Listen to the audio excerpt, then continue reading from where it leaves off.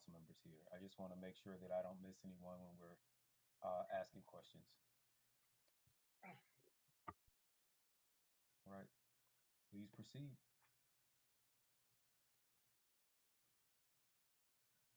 Good morning. I guess I'll turn it over to the city manager or Mr. Toms, who I believe is going to do the first presentation. Yes, good morning. Good morning, Mayor and Council. Tammy Sattler Jones, City Manager.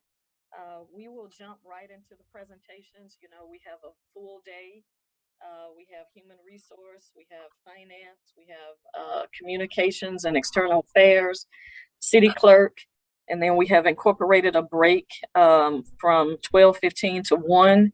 Then we got police department starting at 1 o'clock, parks, recreation, and cultural affairs, public works, municipal court, and then rounding out the day with the city manager's office. So out of respect for your time, we'll go ahead and get started. You know, I did make some opening statements on Tuesday, and since you guys have already heard that, again, out of respect for your time, we'll go ahead and start with HR. Our director is at a conference, so Mr. Don Toms is going to present on her behalf. So thank you so much. All right, thank you, Mr. Toms. Thank you, Mayor and Council. So I will go ahead and get started. During the past 12 months, some of the accomplishments have been the relocation and city housing initiative. And if you recall, this is where we offered some housing incentives for our public safety employees. During this time period, we've established a new hire breakfast where after employees are hired, we bring them back and just kind of see how everything has been going during their first quarter of their new employment.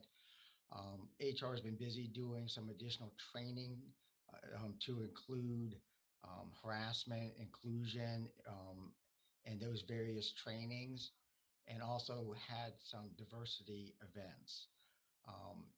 With every year, benefits and employee is a high priority. This year, HR consulted with several brokers and made a change to a new broker, the benefits company, who is in the process of putting together our upcoming benefits for open enrollment.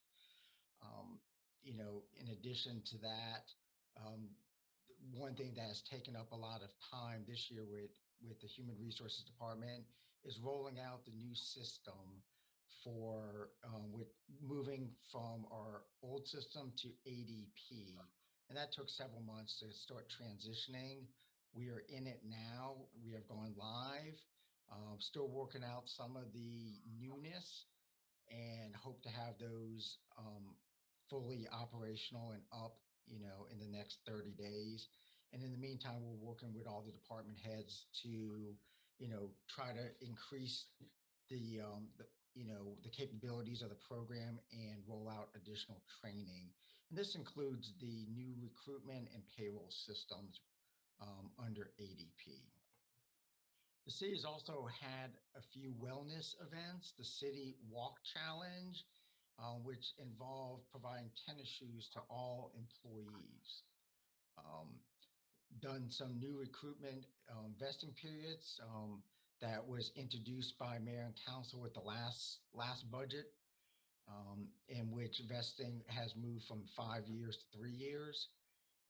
Also, the retirement insurance program for employees that meet the criteria to maintain insurance after they leave the city and retired. Another big feather in the cap for the city is the city, with the assistance of HR, fire department, the council, and several people involved, signed the collective bargaining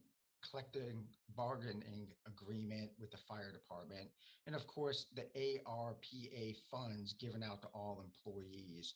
The city also, another big accomplishment dealing with the cities is we also did a great job with the support of the mayor and council to reduce some of the comp time for our public safety. We were really in a situation where we needed to reduce the buckets, and we're able to do that, and really appreciate the support of mayor and council to get that down for the employees.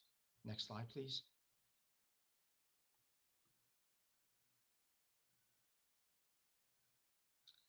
Some of the goals and objectives that we have, and I'm going to start off with a few that Recording in progress. That are not listed here, is, communications is the backbone to every department, and particularly HR, to hear what the employees are saying, what the directors are saying, and try to work that into making the process better.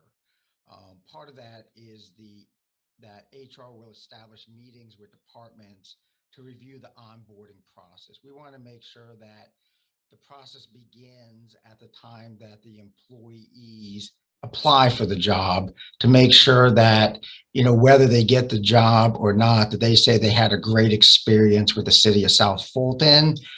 And at that point, just to make sure that there is an abundance of communication with the applicants to make sure that they understand what's next, whether that's background check, drug screening. We want them to know every step as it's coming. And we're working on a better checklist to ensure that the employees know that. Then more, just as important, and maybe even more important, is once the employee comes on, that we have the onboarding process down, that both the department head understands exactly when the employee is coming on board, the employee, all the equipment, everything is set up for them upon their first day, and that we continue to follow up with them to ensure that they have everything they need, to include training. So those are some of the goals that, just want to touch on as we're getting into it. The other thing is additional implementation of continuing supervisory training. So often we have new supervisors, and we want to make sure that they have all the tools to be successful. And then, of course, enhanced communication with the employees. We want to be able to ensure that there's opportunities for feedback between the employees and the HR department, and then take that and provide that to the different departments. Looking at that, the ADP performance evaluation and merit increases, that was something that we definitely want to improve upon and enhance. Career development paths, we're looking along with the classification and compensation study, is the career path.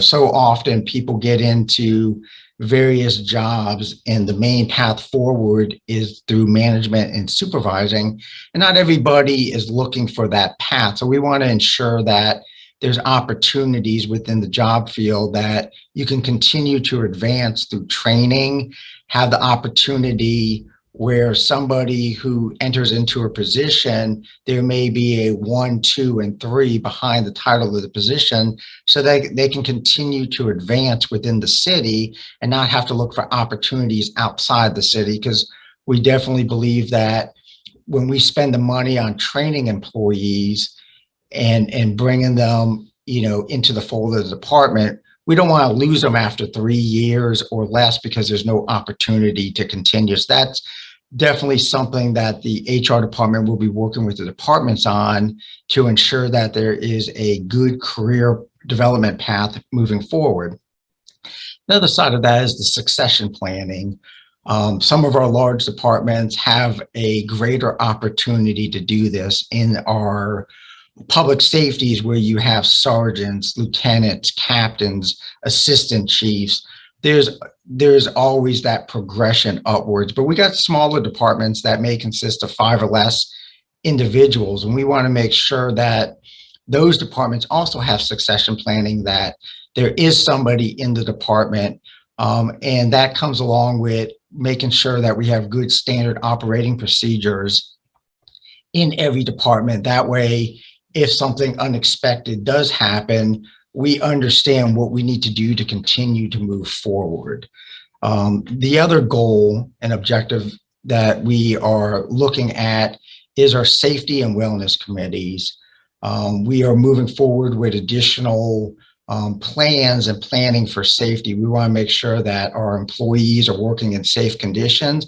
We want to make sure that there's an opportunity for them to provide feedback if they see something in the workplace that needs to be addressed, and that we work with our general services to ensure that things are corrected quickly. Every employee deserves the opportunity to come to work in a safe and comfortable environment.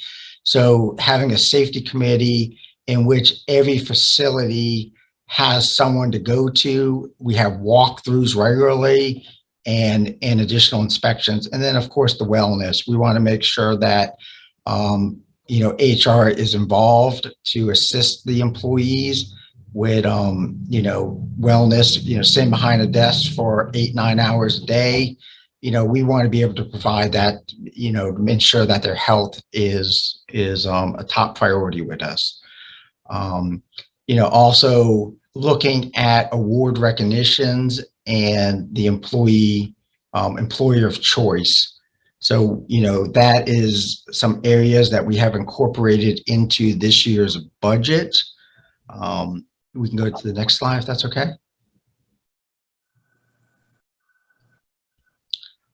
Some of the things that are incorporated into the budget is the housing allowance that I mentioned earlier to provide for 15 sworn public safety, to have the incentive to live in the great city of South Fulton. And that allows for a $6,000 per year maximum amount. We also have in the budget the funds to move forward a citywide class and compensation study, recruitment, general training for supervisor, and other activities that are part of the focus of HR. So the total budget is $924,000 to accomplish that. And the one thing that the Human Resource Department is in the middle of is always looking at the benefits to make sure that we're able to provide the best benefits. We understand that recruiting is a high priority for every department. We have vacancies we need to fill, and we're competing against all the cities in the metro area and beyond that for top-notch employees. So we want to ensure that the benefits and the salaries are competitive. One thing that is tricky from a human resource standpoint is just timing of everything. We are in the middle of the budget process, and shortly after the budget closes, we will be in the open enrollment process, which will be after the budget's adopted. So we have to have constant communication with our brokers to see the trends and ensure that we have provided enough salaries within the various departments. As you see this year, for our council members that have been with the city for a few years, we've added the donut chart to each of the personnel slides to show you the percentage of benefits. So, of course, I believe everyone knows that the personnel portion of the budget is by far the largest part of each department's budget. But as part of the personnel, roughly 20 to 25% is made up of the benefits. And then you got another 7% that is incorporated in the various taxes like Social Security, unemployment, those kind of fees that are also part of the human resources formula. So, we are looking at all that. And of course, we have to prepare because we don't know what selections each employee will make in the upcoming year. So that's definitely one of the challenges in, human resources with the budget process. If you go to the next slide. And with that said, human resources does not do this alone. We have great employees in every department that we rely on to assist the human resources. So, um, we rely on people to assist with recruiting and providing information out to the employees. This year, we're looking at a status quo on on on employees. Um, and just want to remind that we have the payroll portion of the city also housed within the HR department. So that concludes my presentation on human resources.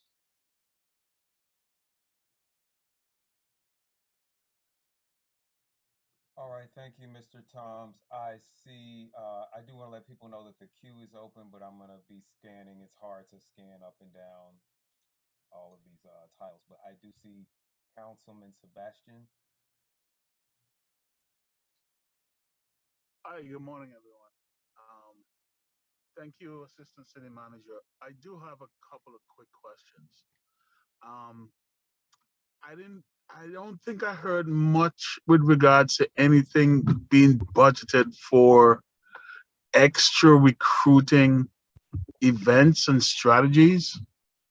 And I know we have all of those employee vacancies. I was hoping to hear something a little bit more aggressive by the way of something that we're budgeting to do special for that.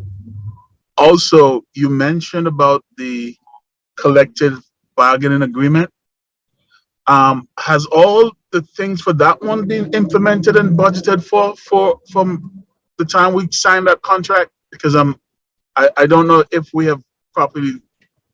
I'm just saying from where I said I don't know all the pieces, so I'm just asking right now to be sure. Yes, sir. And I'll take both of those questions separately. And then I'll get you too. As far as everything dealing with the fire department in the union contract, the areas that needed to be implemented prior to October 1, we've already moved through those. We have implemented any of the changes dealing with the fire department's pay, and that was implemented in accordance with the agreement and has been budgeted into the fire department's budget. Any of the equipment and other specific areas dealing with the contract have also been incorporated in the fire department budget. And I can certainly work with the fire chief to kind of go ahead and break down and let you know what has already occurred, what is coming up in Q1, Q2, and Q3. There are some items that, if it's equipment related, are things that will be coming on the upcoming agendas. I know the fire department mentioned to me that they have a packed set of agenda items for the August meeting and September meeting. And some of those, I believe, are specifically due to conversations in and around the fire contract. The second part of your question is with recruiting. And recruiting is something that is ongoing and needs to be ongoing. In our bigger departments, such as the police department and fire department, we rely on partnerships with the police department and fire department. Both have individuals within the department that does full-time recruiting. They have their own training officers. So HR is more of a support for them to assist them with their recruiting and training, but there is money set aside in the Human Resources Department for citywide events. And then I also wanted to add that for this current fiscal year, the city, my office, along with the Human Resources Office, is doing our first ever job fair and career expo.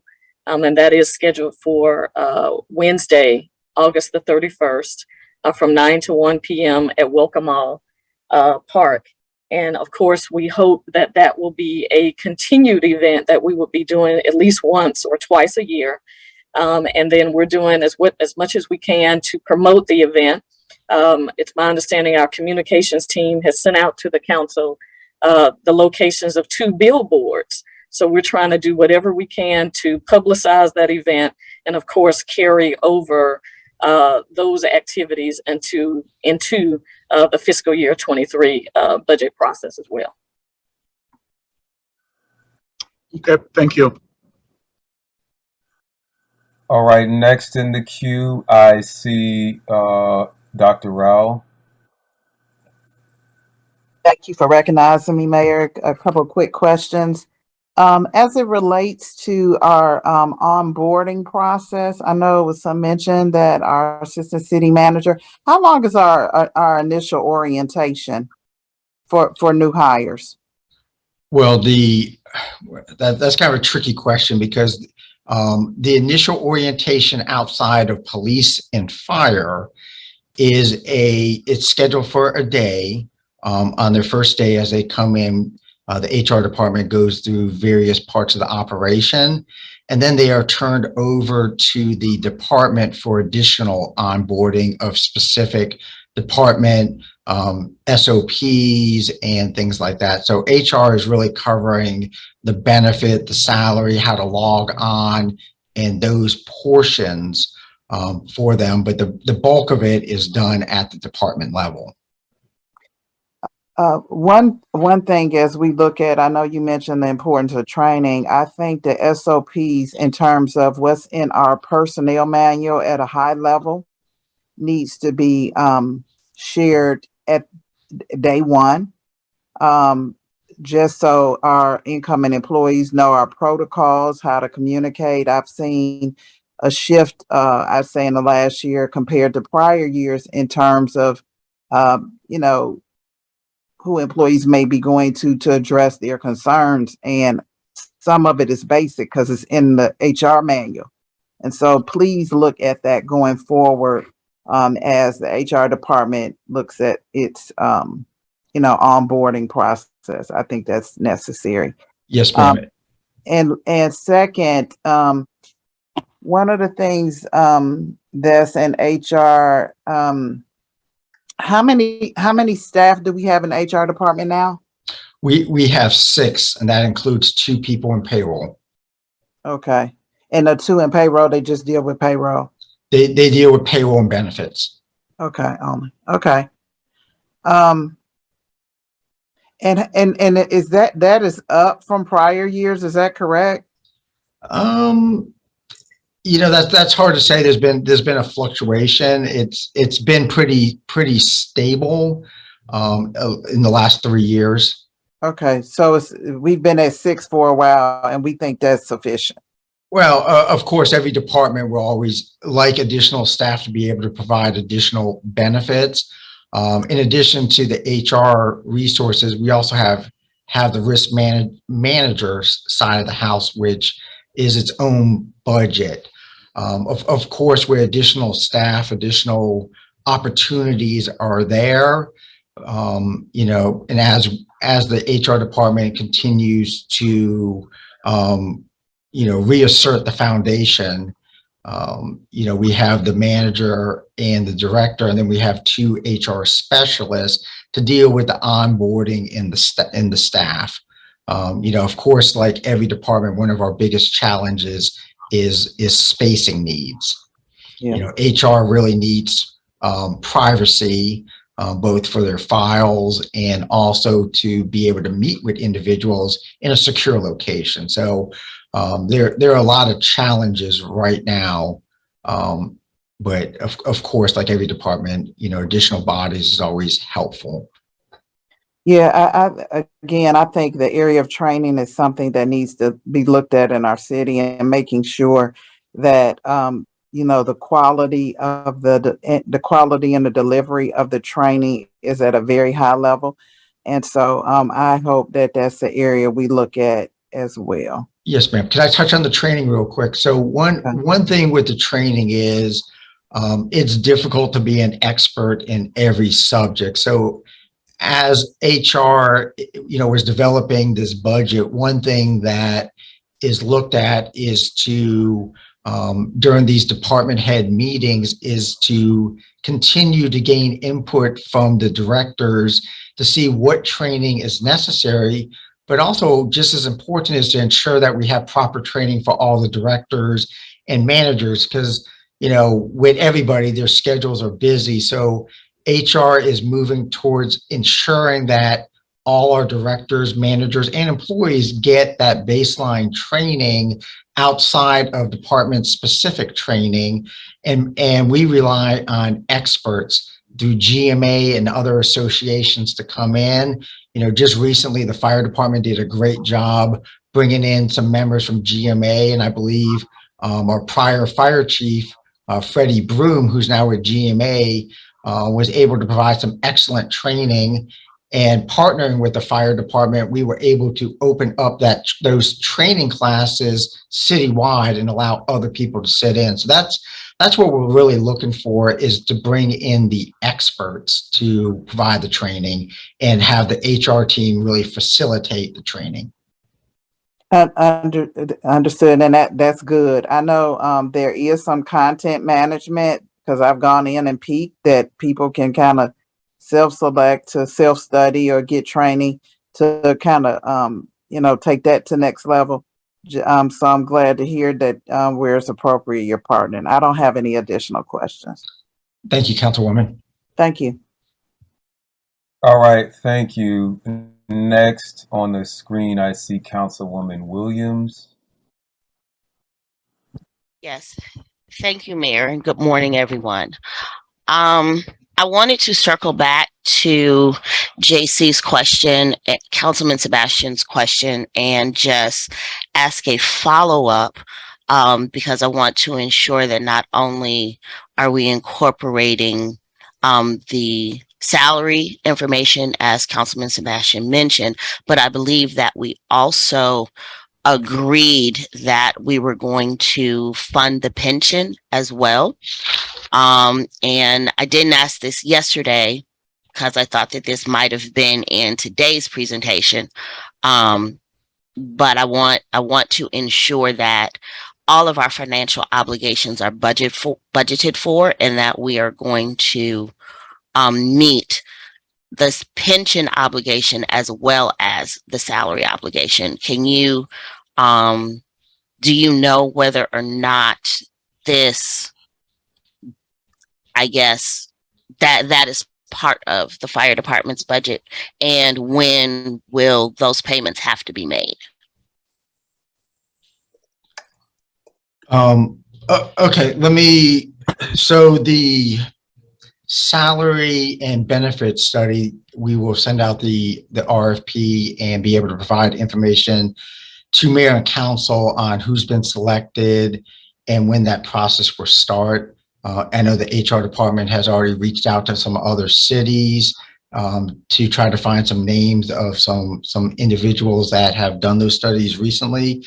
As far as pension, we are on a defined contribution system. So we pay as we go to fund. Now we are looking at the issues that have been brought to our attention about things with Mass Mutual to ensure that all the money due to the employees has made it there. And that is an obligation of the city to 100% ensure that it's there.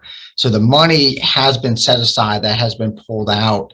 And we're just making sure that the money has been properly wired and placed into everyone's account. So that's an ongoing process, and we should be able to provide some updates to both the elected officials and the employees. But that is an ongoing process with our defined contribution system. As far as the fire department, yes, absolutely.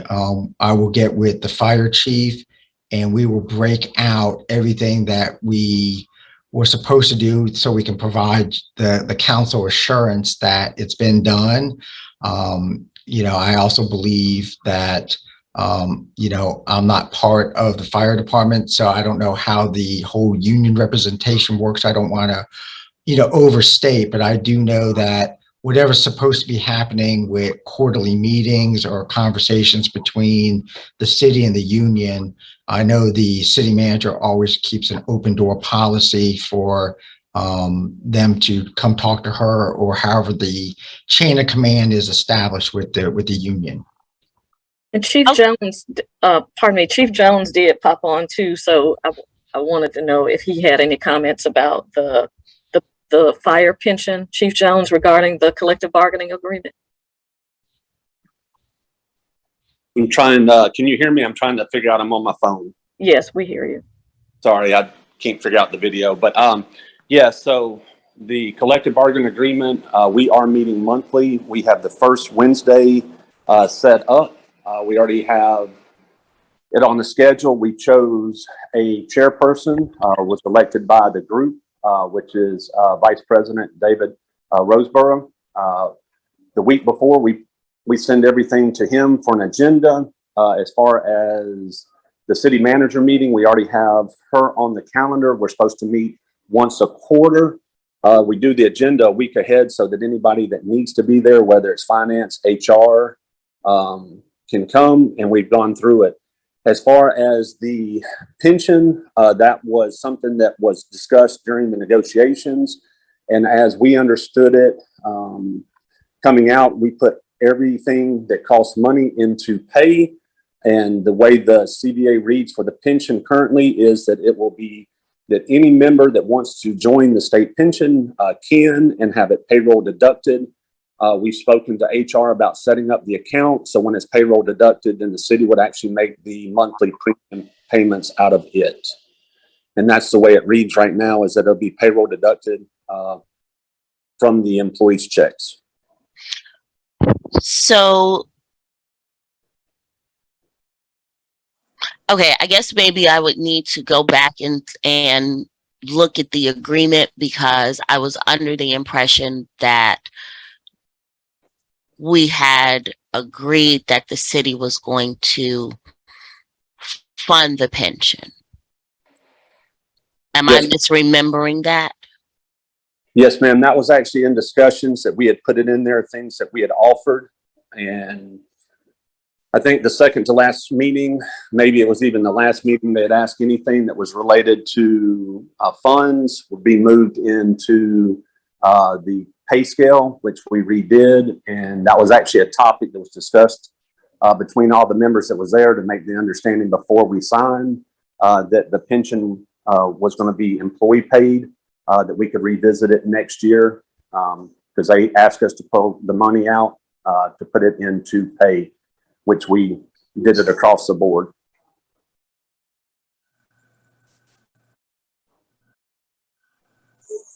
Okay. I may circle back to you offline. Yes, Yeah, I don't want to hold up time because it's a full day. So I may circle back to you offline. But thank you for that. no problem. All right, thank you, Councilman Williams. Chief Jones, would you go ahead and say there, what is our total annual pension obligation? Like, how much do we need to be paying in per year? Well, let me state that it is the defined contribution system that every city employee is eligible for, and it is 8% of the salaries that the city pays. And then there's that option of the additional 2% for a 10% total compensation retirement package that the city provides. So what is that dollar amount per year? It is broken down in every budget on the line items, and that makes up that 22%. So it's in the budget. I can't say what it is across the entire city, but I know in the bigger departments, it does approach $1 million. We can get that to you, to the mayor and council. We can get that information to you. When we put together our budget book, I think that it would be helpful to have that on some master page so that people don't have to like go department by department and add them up, but just to know like this is what we are. You know, that is a number that every city always has to be keeping an eye on and making sure that we're funding adequately. Yes, sir. We'll make sure that that is provided in the budget book for the final adoption. All right, thank you. Sticking on employees, what is the increase that we are looking at for healthcare this year? Well, the increase that we told to brace for is the standard 10%. So we are definitely looking at that. And I would also be remiss not to say that across the board, and I know this was mentioned in the city manager's opening comments, but you'll see on each slide that we have included a COLA and merit increase in the throughout the city's departments and the budgets. What is the COLA and merit increase? So the COLA increase is broken down as an increase to take place in November and an increase to take place in December, both in the budgeted amount of $500, so a total of $1,000 in COLA that would take place before the conclusion of 2022, and then a merit adjustment to take place hopefully in April. But of course, we are monitoring the revenues with the biggest item to monitor is our loss negotiation. So I'm sorry, in percentages, it sounds like the COLA and the merit increase will be swallowed by the healthcare increase if it is 10%. Do we not? No. Let me be very clear, because this is a misunderstanding that always occurs. So let's say that healthcare benefits go up by, say, 5%. That's 5% of the $2,000 or $1,500 the employee pays. It's not 5% of their total salary. So I just want to make sure that we put things in perspective. And the COLA is $1,000, and the increase is based on the total salary of the employee. So when you hear 5% or 6%, that's 5% or 6% of the payment towards healthcare. So if the employee is paying $1,500, it's 5% of $1,500, not 5% of their salary, which may be $50,000. So I just want to put that in perspective. Okay, we are talking now in conjecture. When will we have from Anthem and Blue Cross or our brokers, whoever we're dealing with, when will we have the actual numbers for what the increase will be? Possibly City Manager Sally Jones from the meeting can speak on that, but we have budgeted money in this year. So of course that is a discussion for mayor and council when we get those numbers to see how much you do pass on. Let me ask this. I see Ms. Graham is on the call now. Can she come on? Does she have more definitive information? Because this is, to me, like, this is super important. I want to make sure with inflation and everything that's happening that we are not. I just want some more definitive answers. So, Mayor, are you asking, can Ms. Graham speak? Yes, if this is her on the call, I think I see a tile with her name on it here. Yeah. Okay, because she was at a conference, so unless she was able to get on, that's fine. If she is on, she can speak toward the health insurance. Good day. Thank you, Mayor and Council and City Manager. I'm here.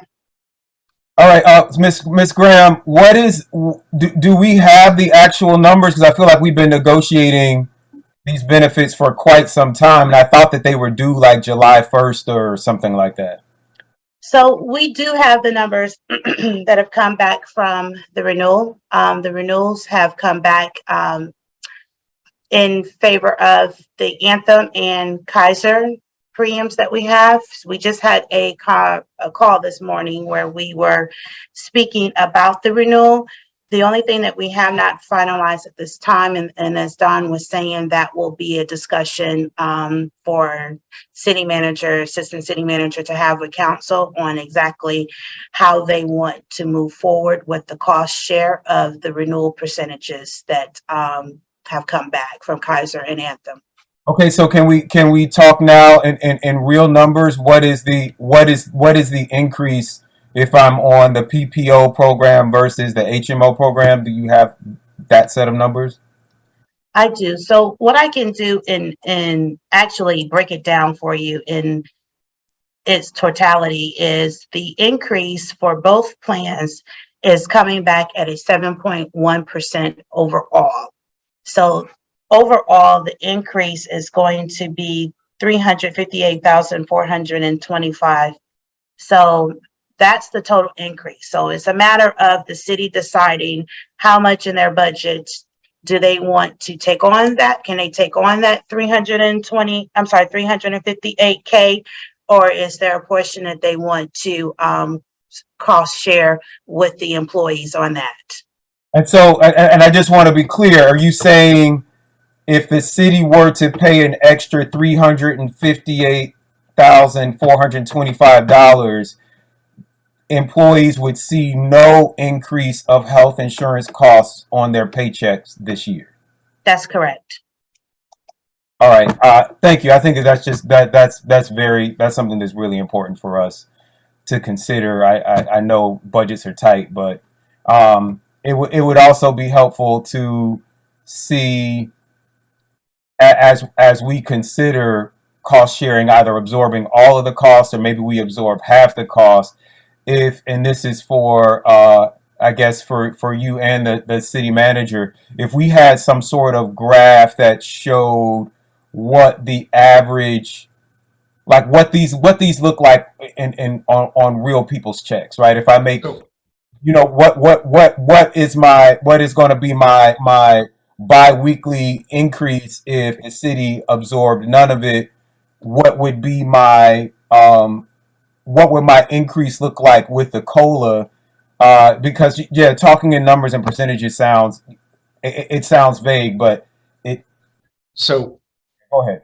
Mayor, just to follow up on that. So when I believe when Director Graham mentions the 358,000 number, just for clarification, is that the total increase or is that the employee's portion? Because we do a cost split where the city pays approximately 80% of the cost of retirement. So if you have looked over some of the budget presentation and numbers in the details, we pay about $20,000 towards the health care for the highest elected portion for cities.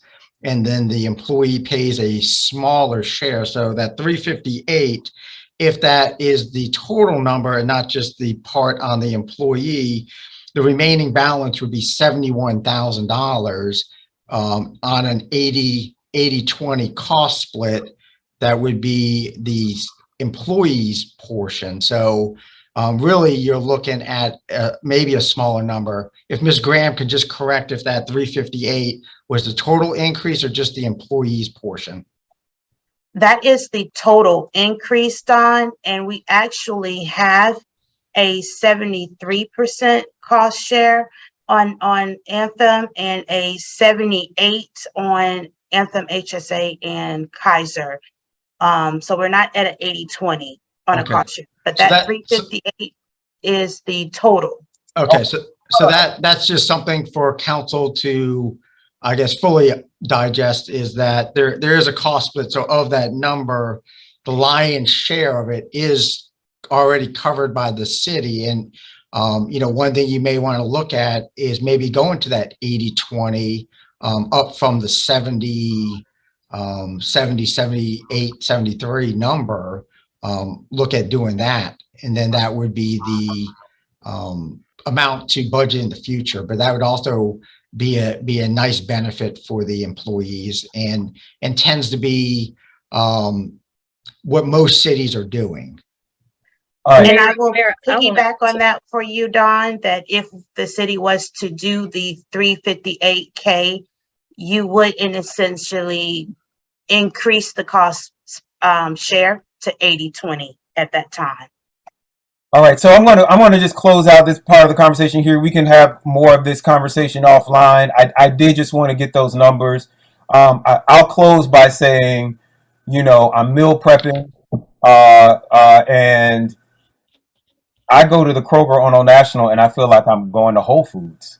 So the cost of everything is going up, and I think it would be nice, particularly in this year with inflation, if we could, if it is at all possible, if we could absorb all of the healthcare increases so that the COLAs and the merit increases that we are giving to our employees could actually be used on all of their things outside of work, groceries, rent, utilities, gas, all of these things that are going up. And I think that would be, if our communications director is listening, I think that would be a great press release to say that, like, we absorbed all of these healthcare costs. Come work at the city of South Fulton. We are trying to make sure that our employees are equipped for the inflation that we are now seeing.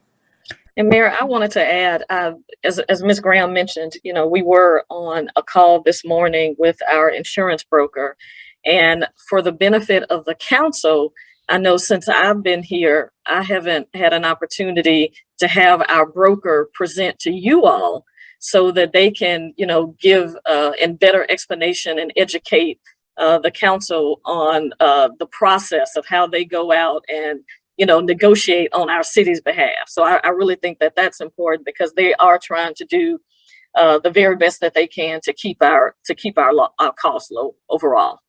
Absolutely. Okay. All right. Well, thank you all so much. And but Mayor, Mr. Toms needs to do the risk management portion. Okay. Well, we're going to head on into that now. Thank you. Mr. Toms? Yes, if we can just advance to the next slide.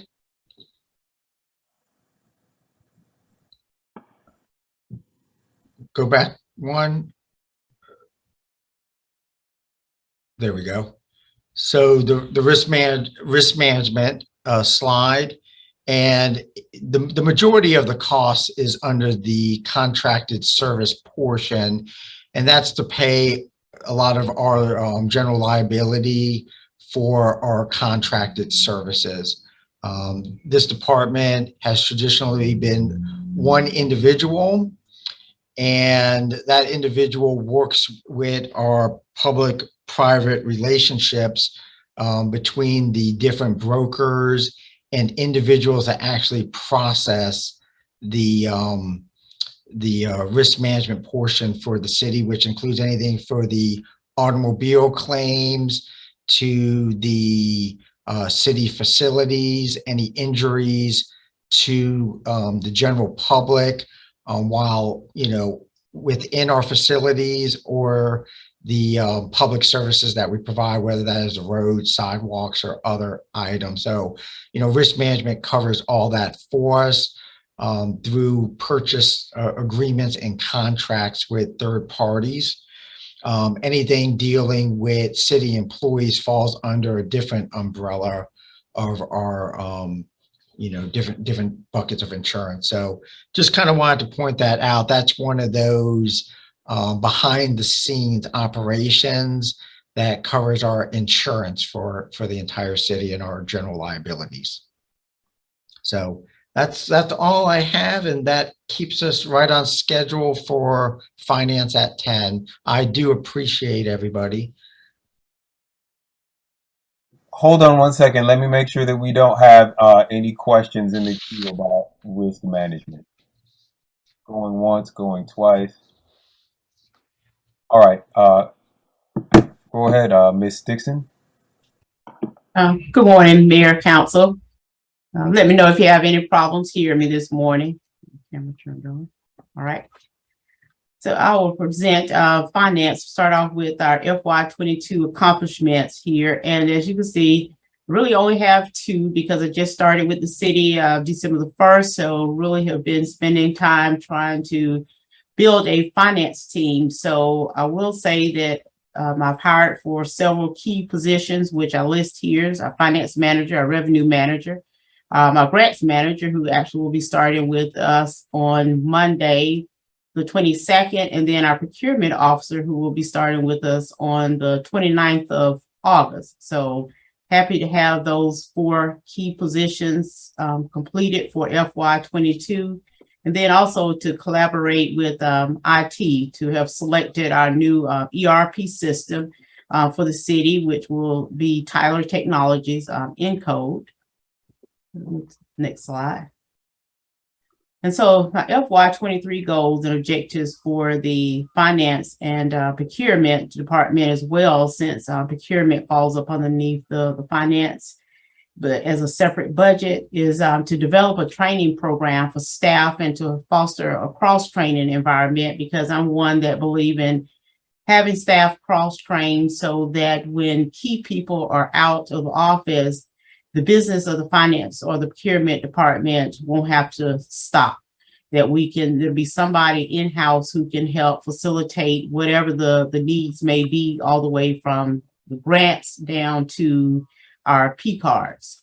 So also want to improve on the budget process, as this is my first budget process going through with the city of South Fulton. Just to kind of notice some things that me and my team would like to improve on. So that's going to be one of our goals and objectives.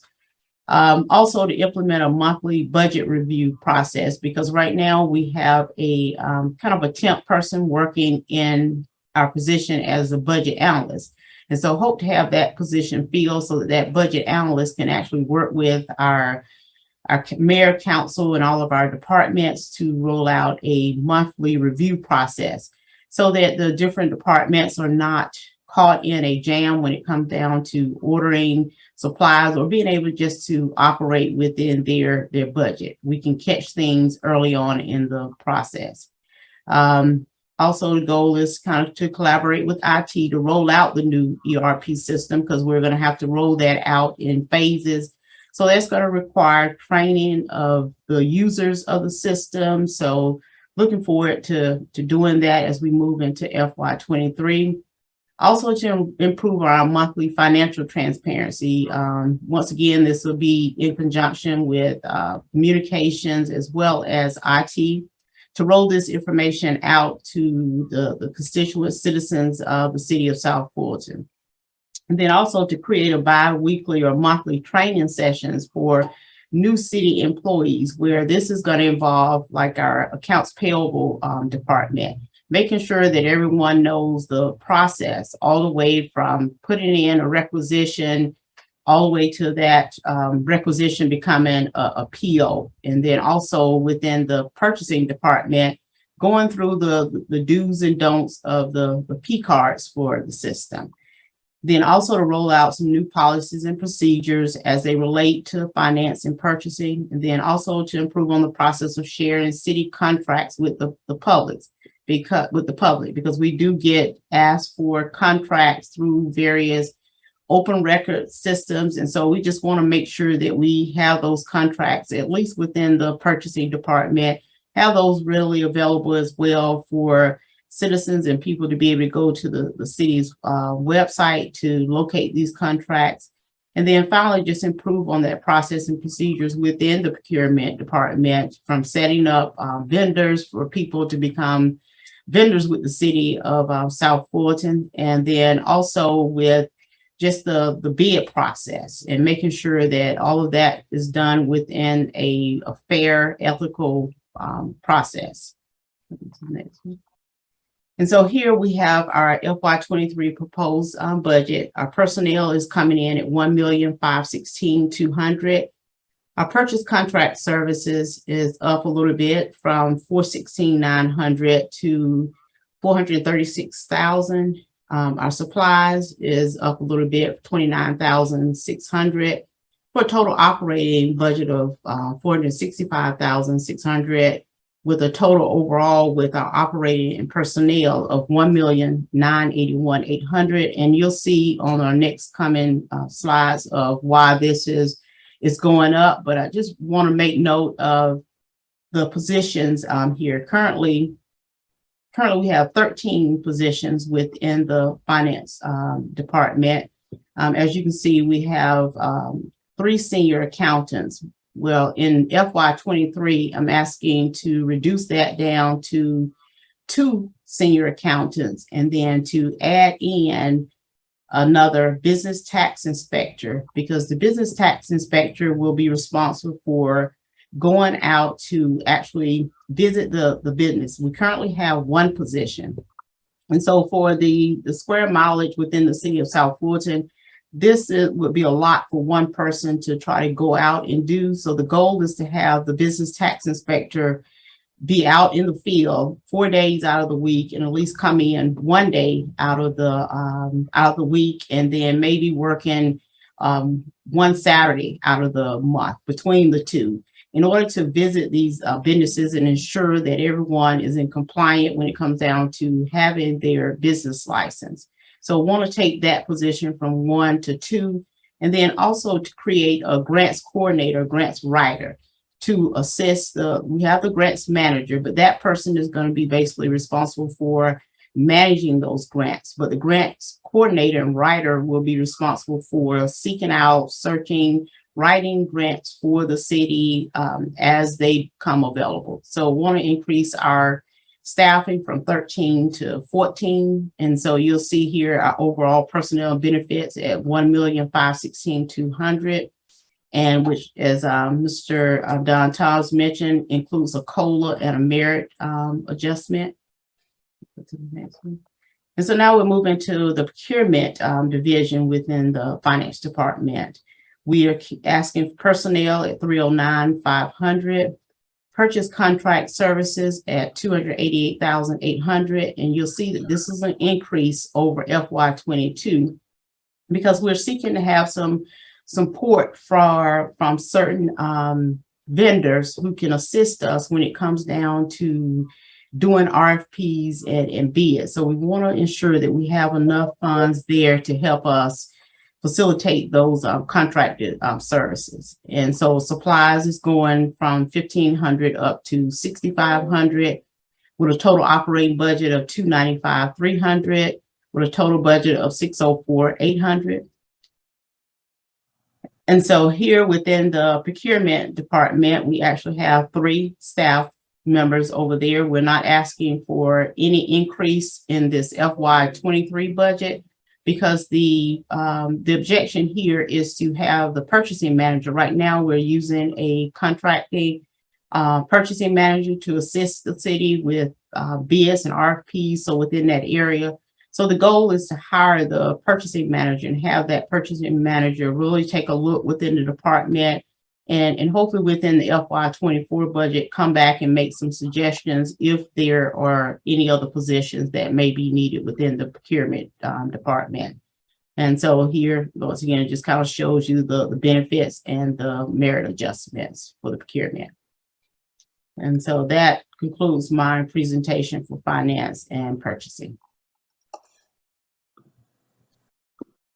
All right, thank you so much. I don't see anyone in the queue. Okay. And I don't see any hands raised. I will say I was not aware that we only had 1 business tax specialist for 108,000 people. So I wholeheartedly support us building that out and making sure we have more revenue. And I'm also very excited about getting some grant writers for a lot of the departments, you know, who just don't have the staffing or the budget to have their own in-house grant writer. All right, seeing no questions, I guess we'll head on to the next presentation. Thank you.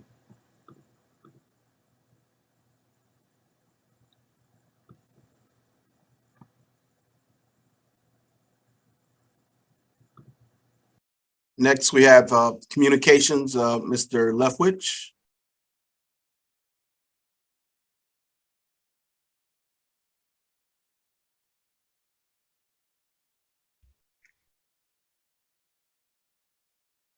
Mr. Adams, is Mr. Leftwich on yet? Do you see him? I do not see him in the meeting. Okay.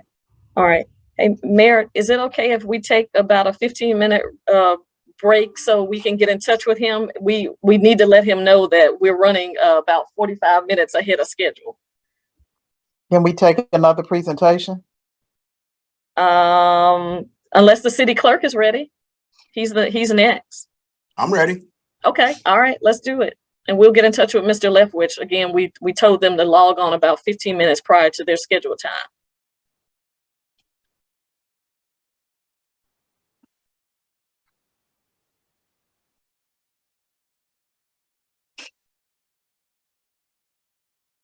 Well, good morning to Mayor Khalid, City Council, City Manager Jones, and all other staff present.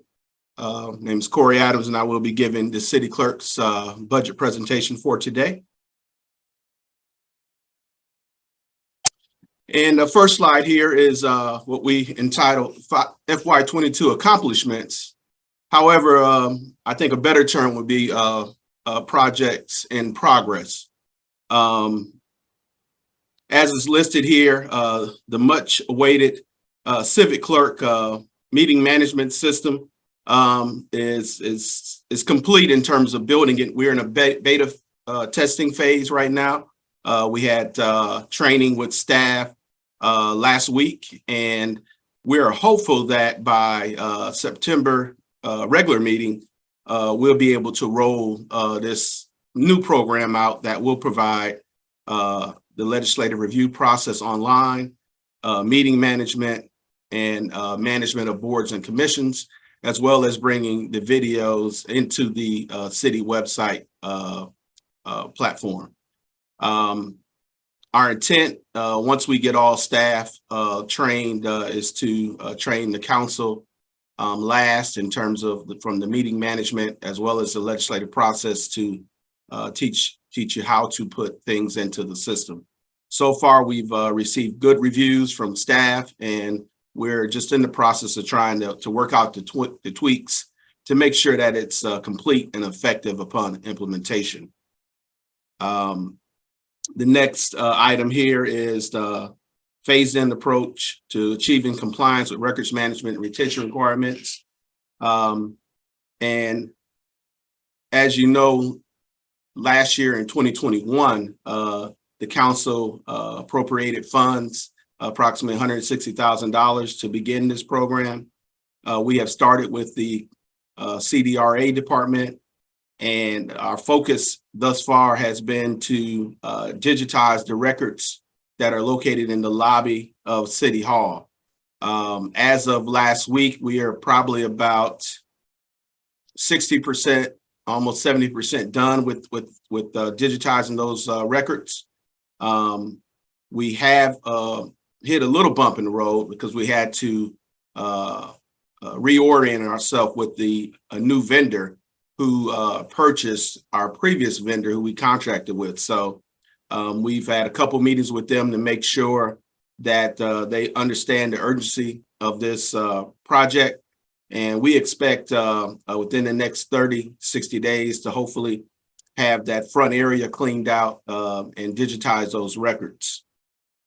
As I mentioned, CDRA was the first phase of our records management program.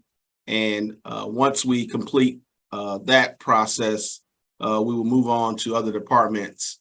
The police department is currently going through a move, so they may be the next department that we look at. But right now, we're making an assessment to determine whether the vendor can handle the amount of volume that those projects will entail.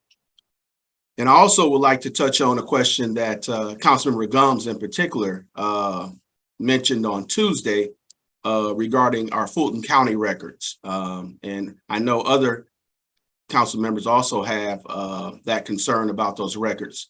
Working with the Information Technology Department, we have been in contact with Fulton County. We've made a couple site visits out there. That is an enormous project because they have a huge warehouse And all of those records out there are not only South Fulton records, but they include all of the other cities who were unincorporated at one point. So we are talking with our new vendor to work out a plan to go over there and get our records and then store them at a facility with the vendor. I hesitate to give a timeline on that, but we are targeting this fall. That's one of the things we want to make sure with our new vendor, that they have the capacity to receive those records. And quite frankly, we will need assistance in going through those records and then transporting them to our new facility. And we do expect the $160,000 allocation to cover most of that. The only thing is the unknown in terms of knowing how many records are over there. Another good point with regards to Fulton County Records, they are building a new record center on Fulton Industrial Boulevard up the street near the Fulton County Airport. So they are in the process of transferring all those records from their warehouse located on Cleveland Avenue to Fulton Industrial. So we see this as an opportune time to engage them. And since they're in the process of packaging up those records, we should be able to facilitate an ease of transfer to our facility. Moving on to training here, as is noted here, I was very honored to receive my clerk certification from the Georgia Carl Vinson Institute of Government, as well as the International Institute of Municipal Clerks. Received that certification in 21, as well as the Deputy City Clerk received his certification in records management. And so we're looking to continuously improve in our field, as well as improve the training of all our staff in the clerk's office. Next is staff support. I just listed here. We continue to provide support to departments and agencies, in particular, Assistant Charter Commission, as well as the Development Authority with their administrative work. We're trying to make sure that they have all the tools they need to be successful. And then next are elections. Of course, we successfully held a 2020-21 municipal election and onboarded those new council members. We are in the process of conducting an election for 2022 for District 7. And I would like to take a shameless plug to say that qualification period is open now and will close on Friday at 4:30. And then lastly, 2023 elections. We have the seats 1, 3, 5, and 7. Council districts 1, 3, 5, and 7 will be up for election next year. So we're looking to gear up and be prepared for those elections and do some innovative things to make that process very transparent and simple for candidates. And then lastly, I would say under accomplishments, we implemented a top employee or outstanding employee award last year. And I must say it was the brainchild of the Deputy City Clerk, Mr. Renardo Pascal. We handle open records primarily in this office. And as of today, we have about 3,700, and we're up 20% and are projecting about a total of about 5,000 open records requests for 2022. And so we implore staff to be responsive to open records requests in terms of either supplying the record within 3 days or notifying us how long it would take to produce that record. So last year, under Mr. Pascal's leadership, we came up with an award, and we awarded Ms. Francine Williams in the police department an award, and you might have seen it on the city's YouTube channel. for her outstanding work that she did in terms of processing open records requests. And the police department by far has quite a number. So we want to do that every year just to let our partners in government know that, you know, we appreciate them. We know a lot of times these requests come through and some of them are difficult, and but they, you know, we just want to support our colleagues in supporting us and the city. With that, I'll go to goals and objectives for 2023. And of course, number one is full implementation and operation of the city's ethics board. As you know, the city of South Fulton is proud to be a city of ethics. And as the administrator for the ethics board, and it's very important to me to get that board up and running so that citizens and others have an avenue to express complaints and have those complaints heard. I believe in full and complete transparency in ethical government, and that is one tool that I think all cities should have. So it is my hope that by year's end, that board will be up and running and available. Next is continued development of standard operating procedures within the clerk's office. By nature, the clerk's office is an administrative office, and we have a lot of standard operating procedures in place already, particularly in the areas of open records, as well as records management. We want to continue that practice of documenting our operating procedures so that there is a record of that for not only myself, but any member of my staff, as well as anyone that comes after us. Next is complete refresh of the clerk's webpage.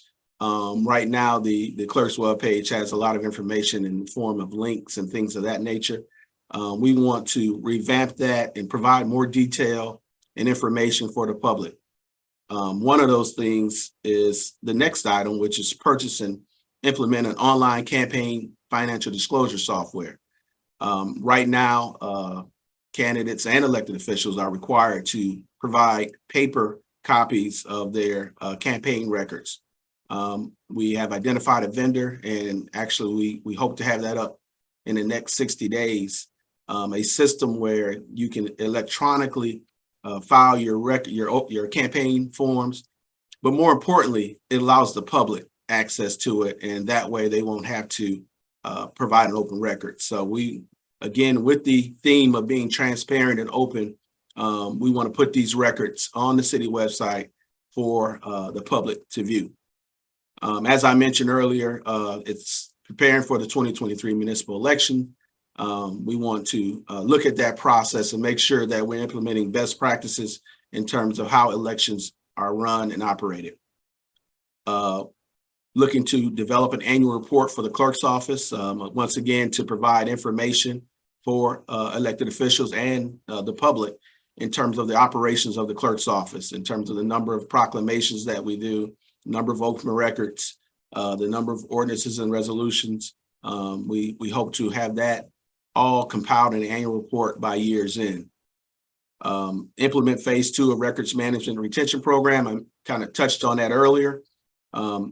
We're looking at identifying the next departments or number of departments that we're looking to digitize records. Our goal is to be consistent with the state records management and retention program and have all records digitized.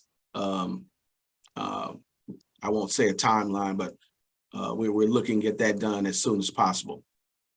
And then lastly, one of the things that I've spoken with the city manager as well as mayor, city council this year, we're looking at developing some operating procedures for city council onboarding and training. In addition to what the human resources department does, as well as finance, we're looking to provide a more focus level of support to the city council in terms of ensuring that when council members are elected from day one, they're prepared to come in and do the job that the citizens elected them to do. And that's also includes providing some guidance in terms of training opportunities for city council members as well as their staff. Moving over to the proposed budget, as you see, there is an increase in personnel, and I will talk about on the next page in terms of the head count for the clerk's office. There is an increase of 1 position, as well as the finance team has provided additional funding for temporary staffing. We're looking to gear up for when we receive those Fulton County records. I would guess that there's at least about 10,000 records, probably on the low end. So they provided us with some temporary staffing funding so that we can bring on temporary staff to transport and go through those files when that time comes. You'll also see in purchase contracted services, there's an increase there. Of course, that is primarily due to the 2023 elections contracting with Fulton County Elections Department. So that brings the total budget for the clerk's office proposed for 2023 to 1.3 million. Moving to proposed personnel, currently the city clerk's office has 4 positions. Most recently, the records administrator started earlier this year, and he's the person that is going to headline and coordinate all of our records management and retention programs. I failed to mention that one of my goals for 2023 is for the records administrator to go out to each department and talk about what type of records they have, what are the retention schedules, and in terms of the digitization process. That's going to be very important because we have eclipsed year 5. And for most records, year 5 is the year of retention. So some records will be able to be destroyed or digitized. So that's one of the things he's going to be charged with, is reaching out to departments to do education in terms of their records and how to dispose of them properly. You'll see here the last position is communications manager, and that is something that the city manager, in coordination with the city council, has placed in the budget this year. We're still fleshing out that position. The idea for that position is to provide support to the city council in terms of coordinating a lot of their events and activities at this point, to ensure that resources are provided and that attention is provided to it. Of course, that does entail some coordination with the communications department. So over the next 30 days, in terms of the budget review process, you'll receive more information in terms of what that position entails, of course, with your input. And with that, I am available for any questions that you may have. All right, I see you, Dr. Rao. Thank you, Mayor.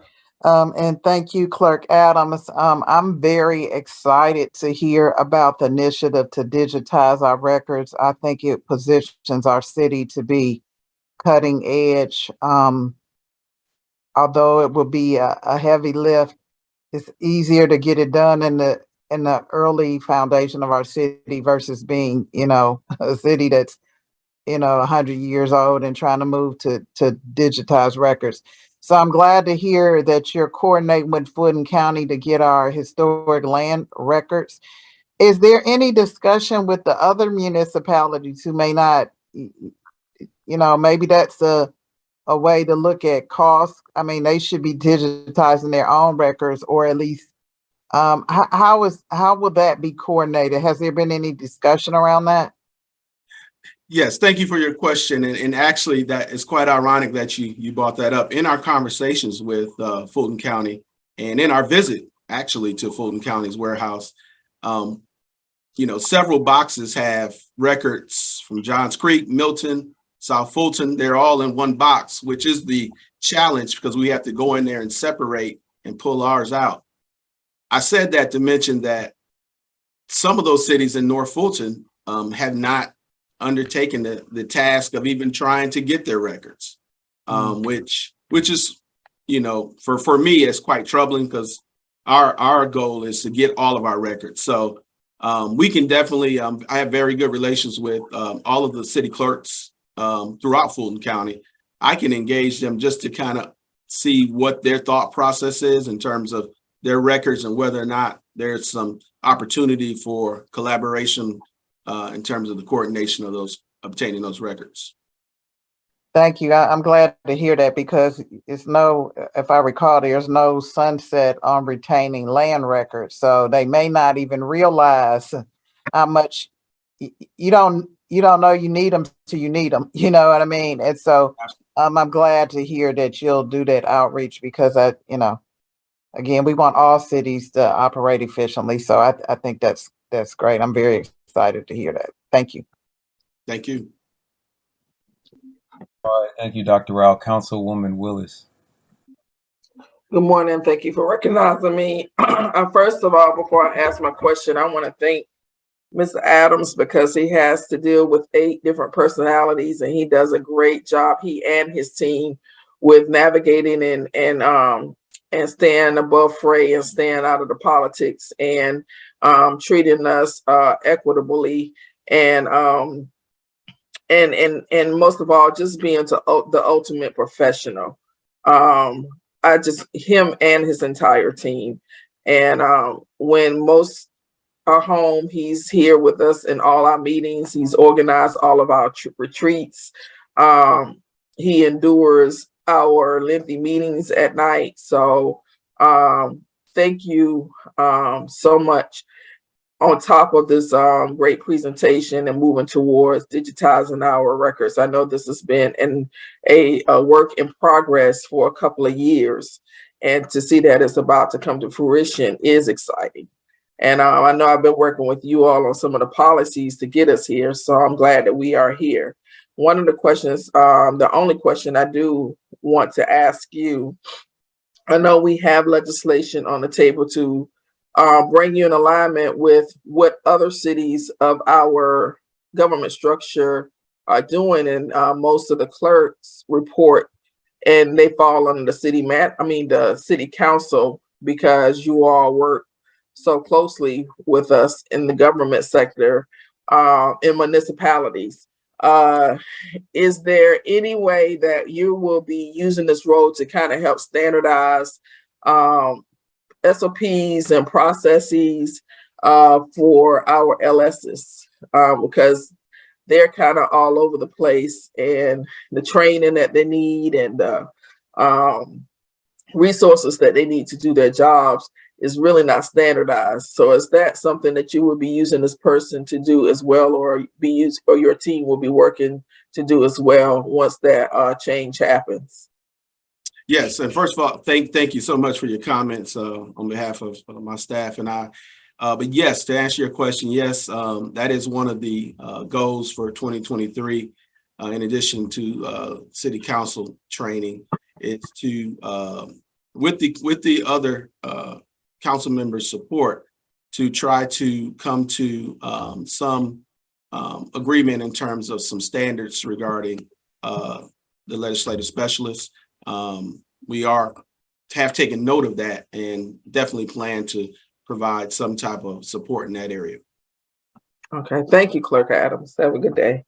All right, thank you. All right, Dr. Rao, is your hand raised again, or you just didn't take it down? I'm lowering it. Okay. All right, thank you. Madam City Manager, were we able to make contact with our communications director? Yes, sir. He is on, Mr. Gary Leftwich. Good morning, Council. Thank you for the opportunity to come before you and present the FY23 proposed budget for our department. Please forgive me. I was tested positive last night, so it's been a rough night and a rough morning, but we will go through our presentation. We will hit our accomplishments first with a new tracking software that we have partnered with a company at the suggestion of the city manager. She found these people and brought them to us. We are really able to track placements and stories that we are placing. We generated for this year through Tuesday about 952 placements. Now, a placement is not an individual story. A placement is where you do a news release or send a media advisory, and if a station picks it up for 4, 5, and 6, that's 3 placements. If they put it on their website, that's 4. If they put it on their social media, that's 5. If it gets picked up by Yahoo News, which often happens with our news, or a similar publication, then that's a story placement. So we've been generating those with about 40,000 interactions, and what the data shows from that report is about half of that created is positive sentiment.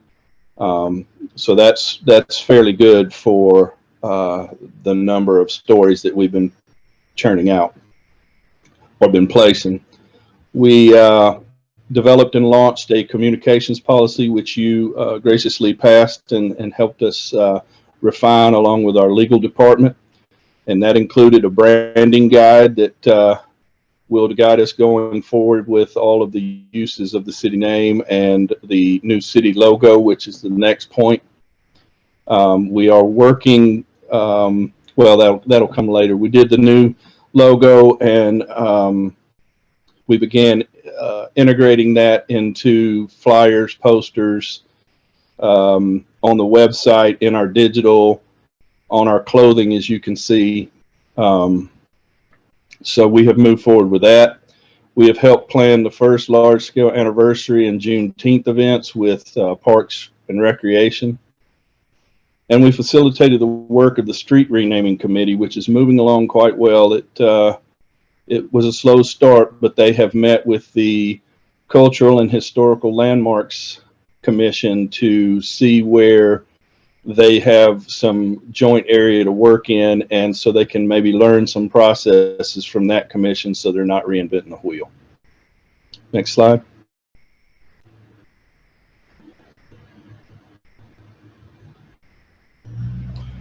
And then we presented South Fulton U for the third class, and each of those classes have had about 50 participants since they've been virtual, and the comments have been overwhelmingly positive that the participants came away with a better view of the government and how it works. What they asked us to cover in the first class that we definitely took the feedback and wove it into future classes was that they wanted to know more of the why we do what we do, or the how we do what we do, than what we do. And so we tweaked that, and the department heads took that on and made that adjustment well, and there was just total positive feedback. We are now in our fourth class with about 35 participants. We had our orientation, as you know, last Monday, and then we will kick off regular sessions this Monday. We will launch an intranet for our internal communications in September, and it will start as a small one-page portal that will contain vital information for staff members. The daily drip will be archived there. You will be able to find out things about the city quickly, all in a one-stop place. And Jacqueline Howell, our senior communications manager, is heading up that effort.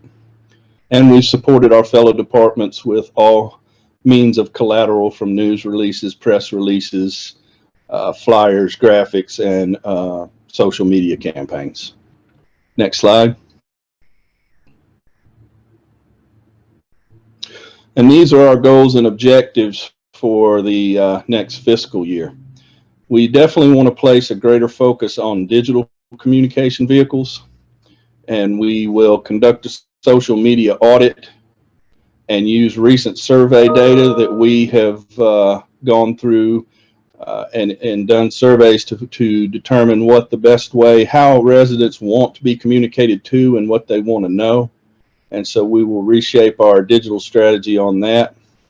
We will improve messaging through this effort. We will be better able to monitor conversations, address issues, and build and protect a better reputation by hopefully having someone who is focused full-time on social media. We will launch a dedicated news page, a site within our website that will become hopefully our own news source, that residents will check that as they do other news sources as it grows. It will have city news as well as news about residents. I got an email yesterday about two young men that from the area that played in the same football game on opposite teams, and those are things we would love to cover. The swim team, our youngest farmer, things like that, that we will try to go out and find those stories. And we'll do some how-tos, you know, how to find a contractor, how to get a permit. And this will be very visible. It will have sections with press releases, sections with something we've developed called News You Can Use, which are those how-tos.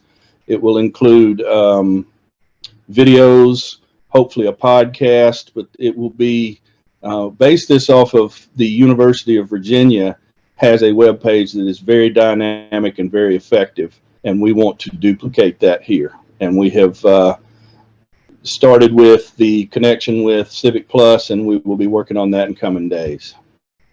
We want to create dedicated, and we started work on this, creating dedicated pages for each council member that will feature a bio, a blog if you wish to do one, your latest news from your district, your events, and then an added section with synopsis of your latest legislation, so people can see what each of you have done. And we, again, we've started work on this, and Jackie is leading the charge on this.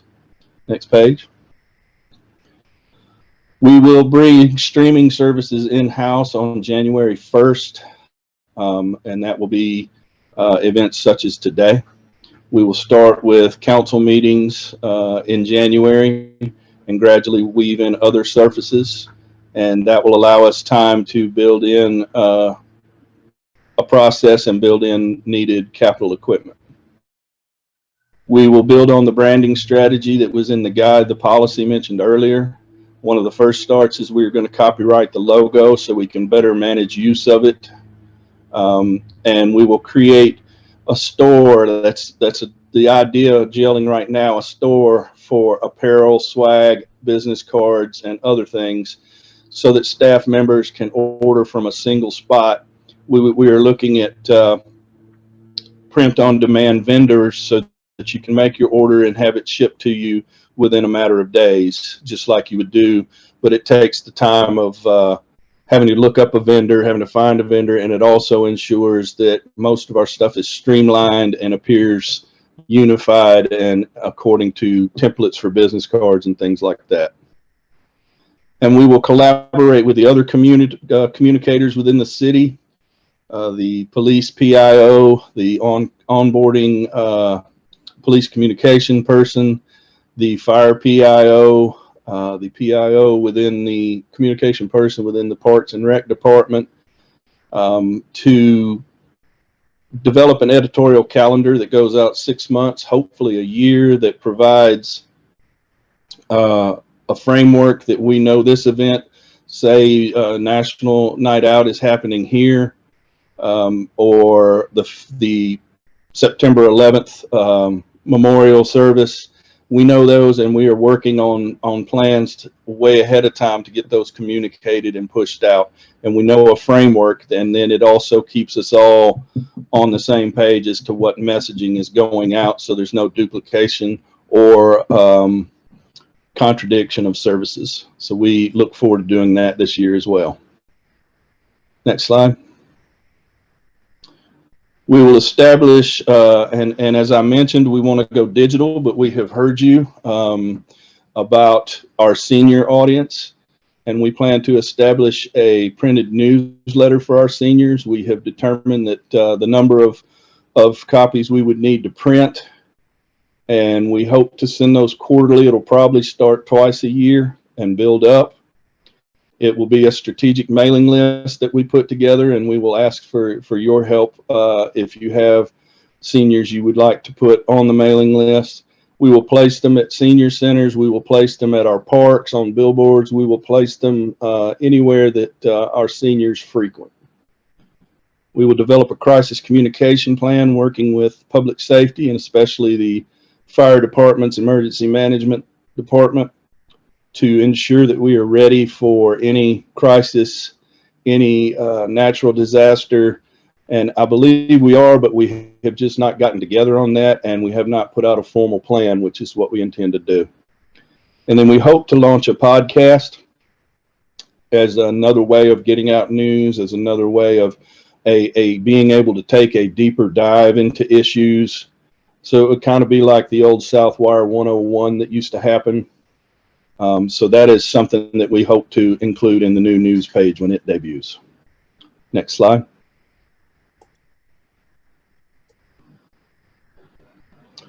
Here's our budget for the year. As you can see, we're up about $75,000.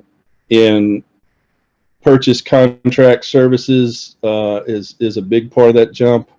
And in purchase contract services, we are, the major step up is from $77,000 to $102,000. We are going to start doing billboard. We're going to step up advertising plans, and we are going to start using billboards. We have secured 2 billboards, one at 285 and Old National, one at 285 in Cascade. And we are trial running those with the job fair that is coming up at the end of the month on August 31st at Welcome All Park. We will be doing more radio advertising, print advertising, and social media advertising. Another part is dues and fees.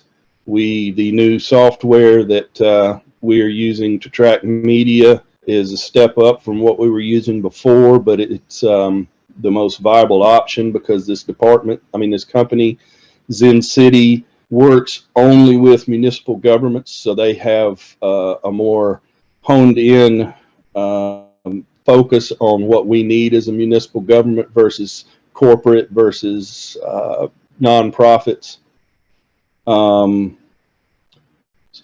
We have our ASCAP license and constant contact and other tools under our dues and fees.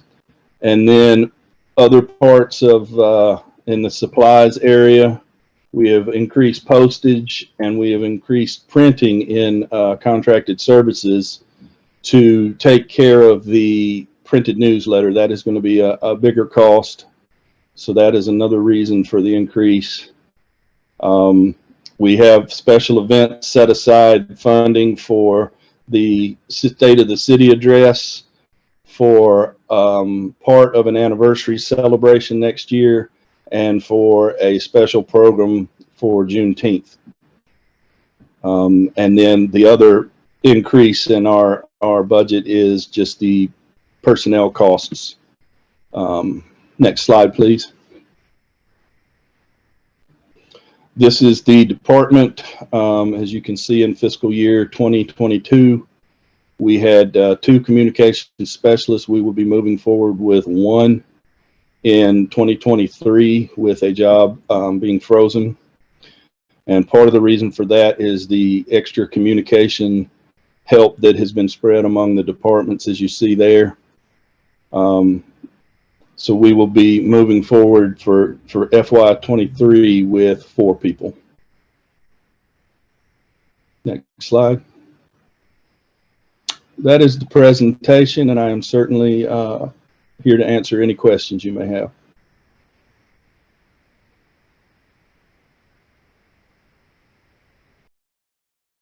I have a question. I'm going to go ahead.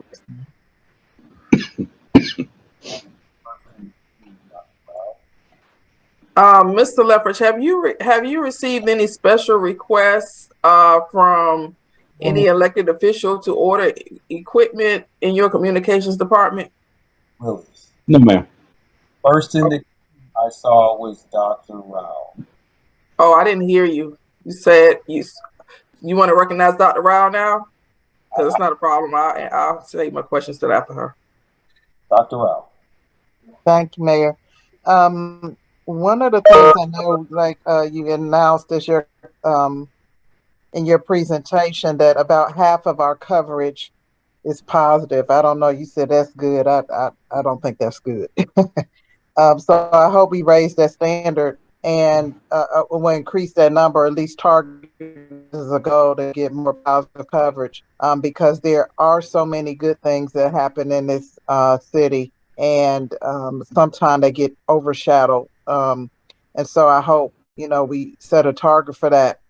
And if I may, that is a misleading figure, because a lot of what is considered neutral, which is pretty much the biggest piece of your coverage, is actually positive, but it may have the word police or fire or something in it that turns it to a neutral connotation, when it may be the fire agreement that was passed. It may be our fire captain, who is the only registered fire officer in Georgia. So we have to learn the software where we can go in and tweak those things, but rather than try to do that without going through the data and providing something that may be false, we just went with what we had. I also know you have a couple of vacancies. Are you looking at one of these positions being focused more towards securing somebody with a expertise in crisis communication, or you talked about the need for somebody focused on social media? I mean, they have so many platforms where you can make the messages go across platforms. You don't think the communication specialist or can handle that? Or can you talk a little bit about staffing going forward? So we will become more strategic with the hires, and we will do more defined job descriptions now that we are tailoring and narrowing the focus of that position, and we will require definite experience in social media. Hopefully there are now degrees in different areas of social media and marketing, and we will go for those candidates with a background in some crisis. I have spoken with a city resident who has her own crisis or own communications consultancy, and she is a great resource. 20 years with the AJC, has worked in congressional offices, and she will be a good person to kind of lean on and contract with as we go through things. But I will work with her on developing a plan. Thank you. I don't have any further questions. All right, now, Councilwoman Willis. So when you get requests for equipment or production equipment from elected officials, where do you send those requests to, Mr. Leffridge? In terms of communication tools, we, in the few cases we've done that, we provide those from our own equipment through a checkout process that we use as the department too. If one of our team members borrows an iPad or a camera, we have to check it out as well so we can track where they are. So, Ms. Sadler Jones, should those type of requests be coming to you?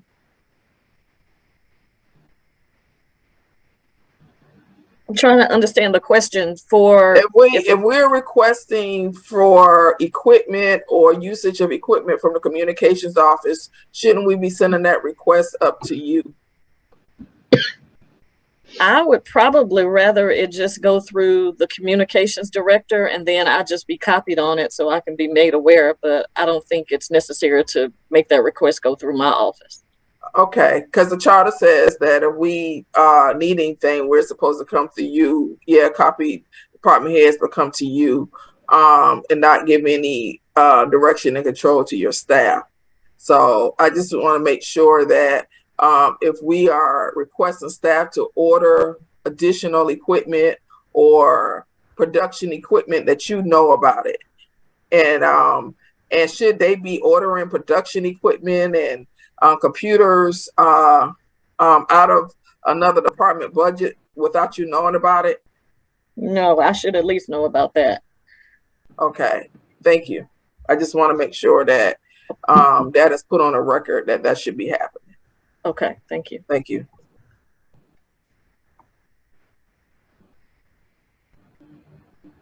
All right, thank you.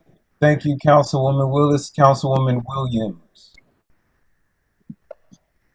Yes, thank you. I know that there have been lots of complaints from residents regarding the availability and the accessibility of press releases. Are there,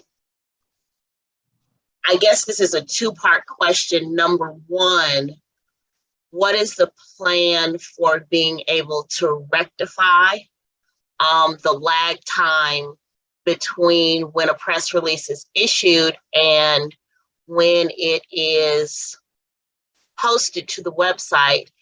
And has any consideration been given to allowing residents to be able to sign up to receive press releases directly without having to continually monitor the website to try to catch when it gets posted?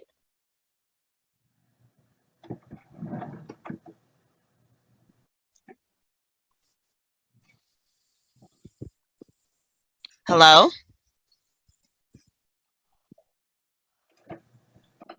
Hello? I'm here. I'm on. Did Gary leave? Yeah, get it. Councilmember Williams, I'm sorry to interrupt. Looks like Mr. Leftwich dropped off the call, but he's trying to call back I'm in back. now. I don't Okay. know what happened. It just said the recording had stopped and I was kicked off. Oh, okay. So, well, then let me repeat what I had really a two-part question. That number one, I know that there have been complaints from residents about the timeliness of the posting of press releases to the website and the lag time between when a press release goes out and when it is made available to the public. And so I wanted to know, A, what is the plan for rectifying that? And B, has consideration been given to allowing residents to sign up to receive press releases directly the same way that they're able to sign up to receive notices from the clerk's office when meetings are noticed and agendas are published? Absolutely. That's a great question. Thank you. Our process for news releases, and we will just have to ensure that this is being followed, is a news release is drafted, sent around for approval. Then we determine what time it will go out. It is placed on the website. Then it is supposed to be sent to the council with a 15-minute notice before it goes out to the public goes out to the media via our media list, and at the same time to the public via all of our social media channels and our smartphone app. We have gone through in the last year and produced, with the council's help and some research, a list of HOA contacts so that we can do similar to the way some community groups do. And when something shows up on social media, they send it to their HOAs. We are doing that. We have that list. We just have to implement that and put that in process. And we need to explore further the website option, that when we place something on the calendar or we place a newsletter, that the website will automatically generate an email, and we have to grow those subscription lists. Okay, thank you. And then my next question is, I want to circle back to Councilwoman Willis's question about equipment requests, because I don't think that I see money for that in your budget. Can you tell me where that money's going to come from? For purchasing new equipment, that again, we were just using what we had on hand. With the suggestion today, we can go back and draft a cost estimate for some things we would need, because it could basically just be iPads, maybe some cameras. So we will check into that and come back with a recommendation. And we do have an equipment budget in our proposed budget. Okay. And along those lines, when you cost out this this equipment request, could you also include what it would cost to purchase all of the equipment that the staff actually needs to have so that they can do their jobs? Yes, we certainly will. Okay. Thank you. All right. All right, Mr. Leftwich, I have several questions and comments. The first is, I understand there is legislation in the pipeline to restructure the communications department.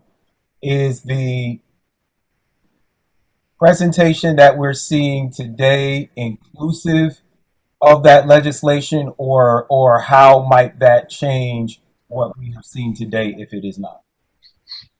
Sir, I have not been involved with any of that planning.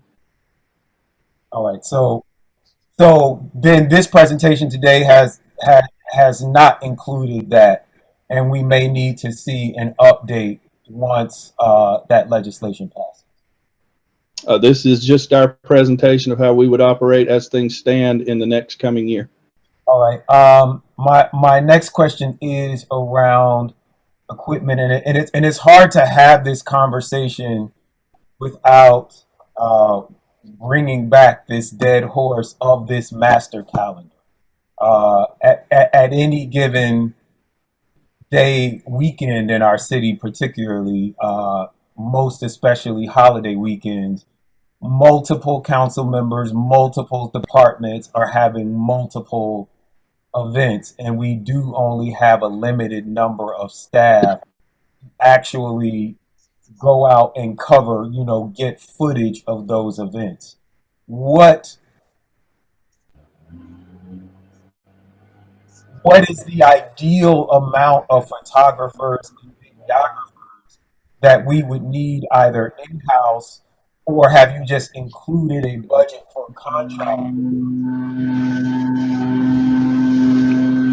We would, the way we would like to tackle that is the plan that we were devising was to add a second visual production specialist.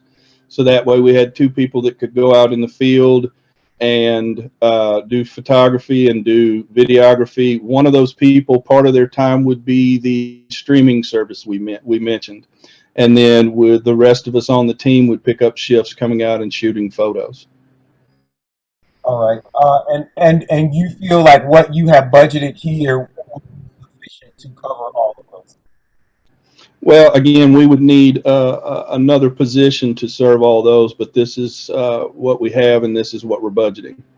All right.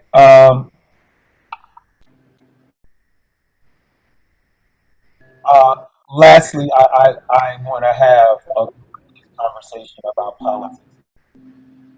When I look at a lot of what has happened in the past year, and when I compare what I see in other cities of our size, and of our size, the mayor's office has a communication staff.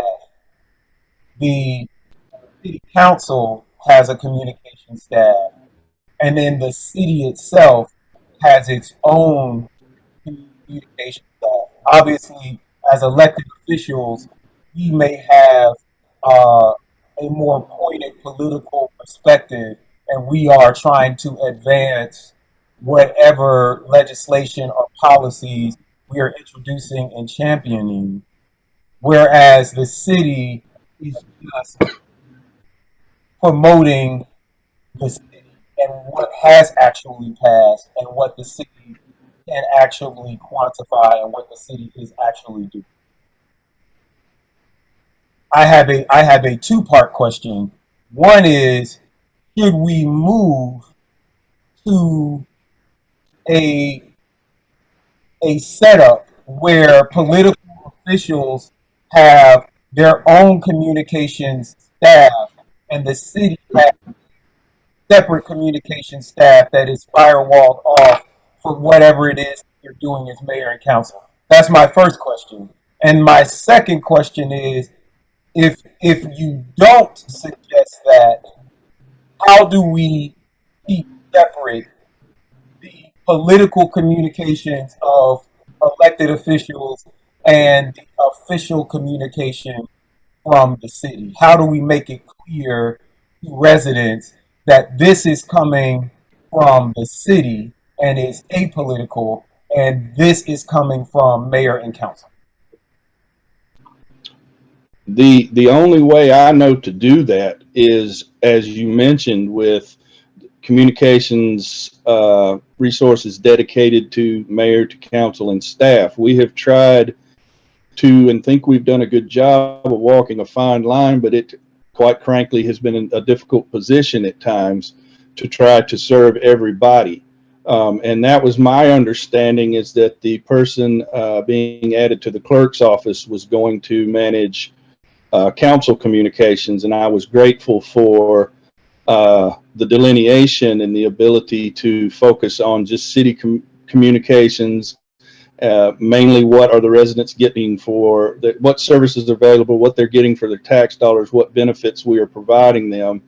And so that sort of is what we try to do, while again walking the fine line of trying to serve as many political or district events as we can. So I guess as a follow-up, I would ask, and Mr. Adams, please chime in, what is the delineation of duties between these two staff, and if we are, for example, issuing communication through this clerk's communications person, how does that then, how does that person liaise with your department to get those political messages out to the larger media sphere?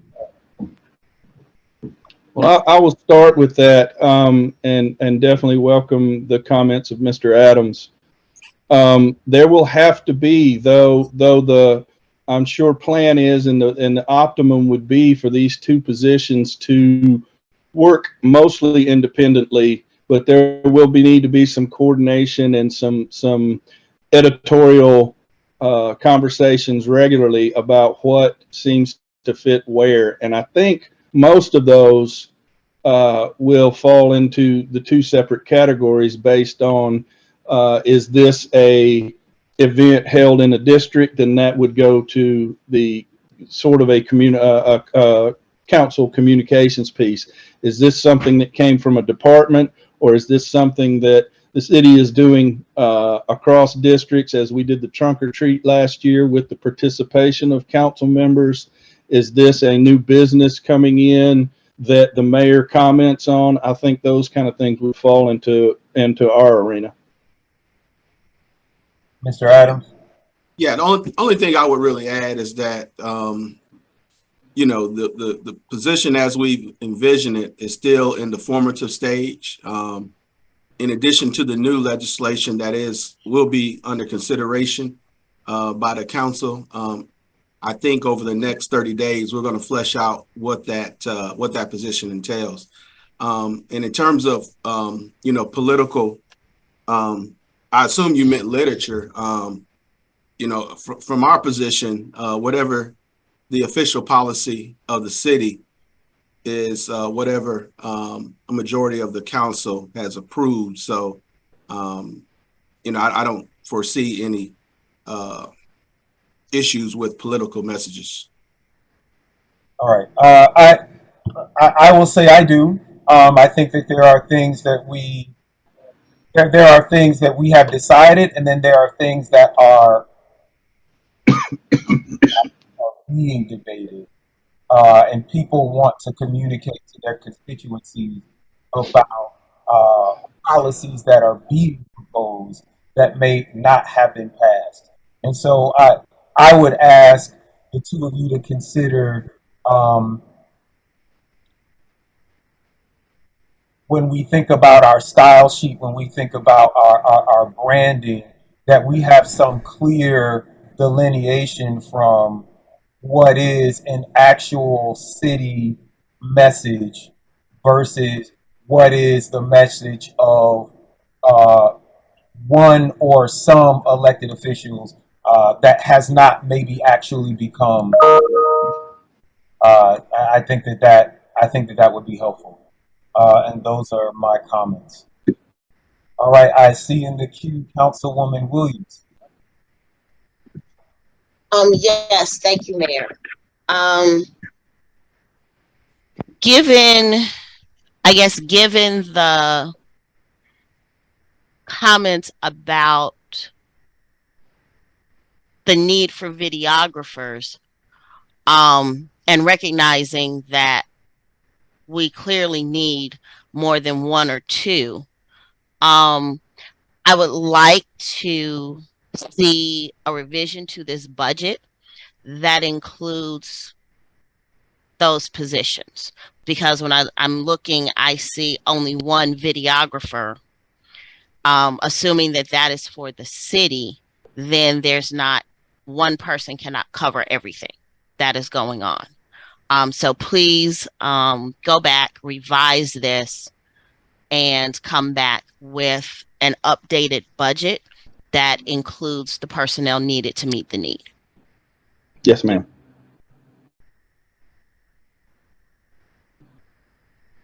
Councilwoman Williams. I see no one else in the queue. With that, I think that we're at our break a little early today. The police chief is ready if you want to do police, or if it's the will of the mayor and council, we can take a break and resume at 1 o'clock. If it's 11 o'clock, I would say let's just go ahead. I mean, that's my consensus.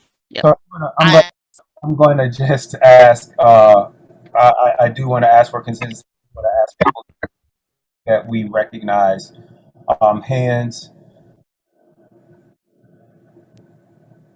Councilwoman Williams. Yes, I agree that we can just continue on so that we can be efficient and effective and don't prolong the time. All right, thank you, Councilman Williams. I'm going to ask for a motion, or just take a consensus. I'll have a roll call vote about going on. I do, before we do that though, have a request, because we are going wildly out of order today and not following the timeline. I think it's important to know that, or note that these meetings are not just for us as members of council or for city staff, but they are also for our public. So I would ask Mr. Adams that you would just keep track of the order in which we are going today. And if we could just publish a schedule, or make sure that on the final YouTube that we timestamp when these presentations are, so that if residents are looking specifically for the public works or the police presentation, they don't have to fumble through like hours of footage to find the thing that they're looking for. Is that something that we could do, Mr. Adams? Yeah, absolutely. And I'll work with our vendor to do that. And a shameless plug, our new system will automatically allow that benchmarking for each item. So, but we will take care of that. All right.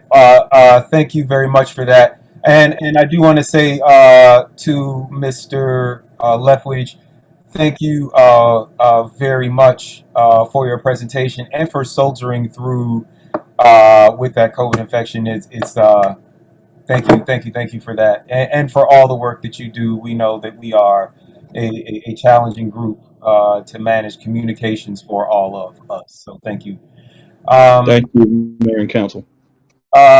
Councilwoman Williams, and then I'm just going to ask for a quick roll call if we can go through the break, or go through to, I guess, 12 o'clock. We'll keep going until our 12:15 break. Councilman Williams. Yes, thank you, Mayor. I just wanted to note that to the extent that we did publish a schedule, our residents are working. It is the middle of the workday, and I cannot imagine that anybody would be opposed to us moving through the agenda efficiently and giving them back time in their day so that they can go on about the business of earning their paychecks.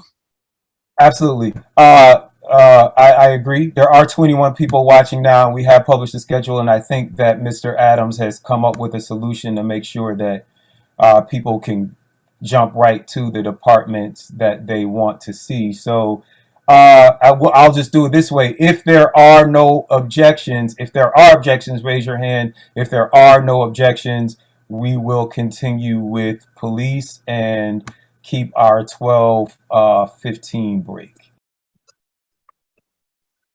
Seeing no hands raised, let me check our queue. Seeing no one in the queue, go ahead, Chief Meadows. Okay. Listen, I wanted to take this opportunity to thank the body for allowing us this opportunity to present our accomplishments and our FY23 budget. So far in 2022, we've been able to hire 8 new staff members, 7 of which were sworn and 1 civilian. We were able to do some promotion over the course of the year. We hired 1 captain.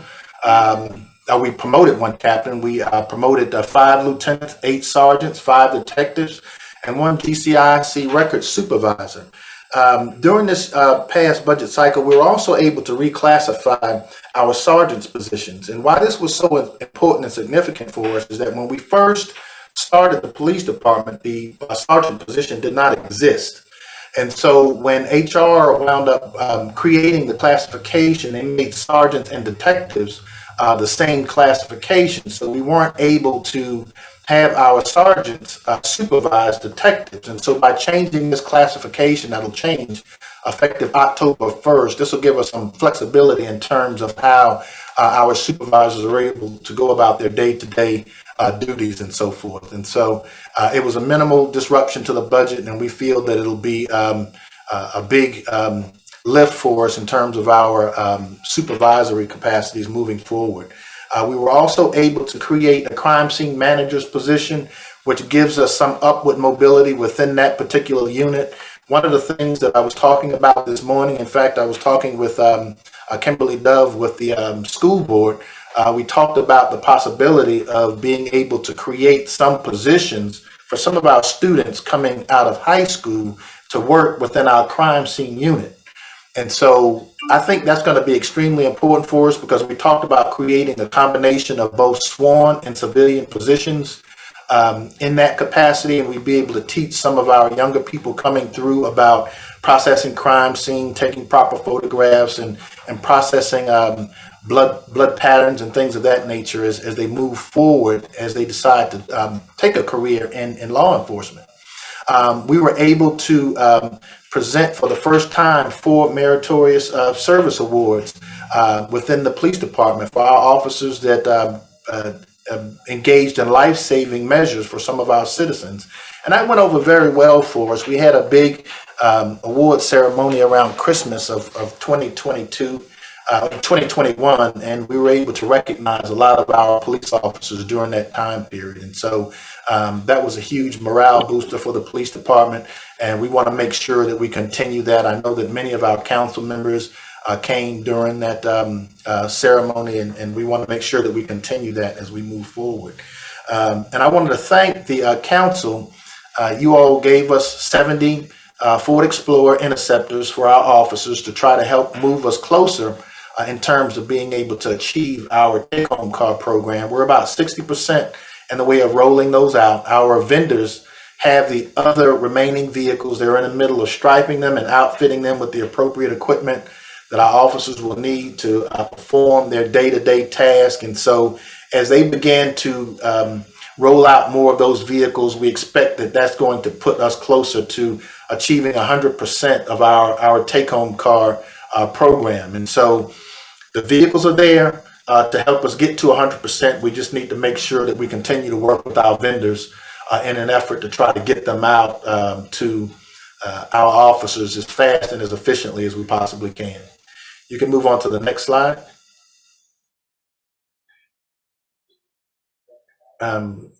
Okay.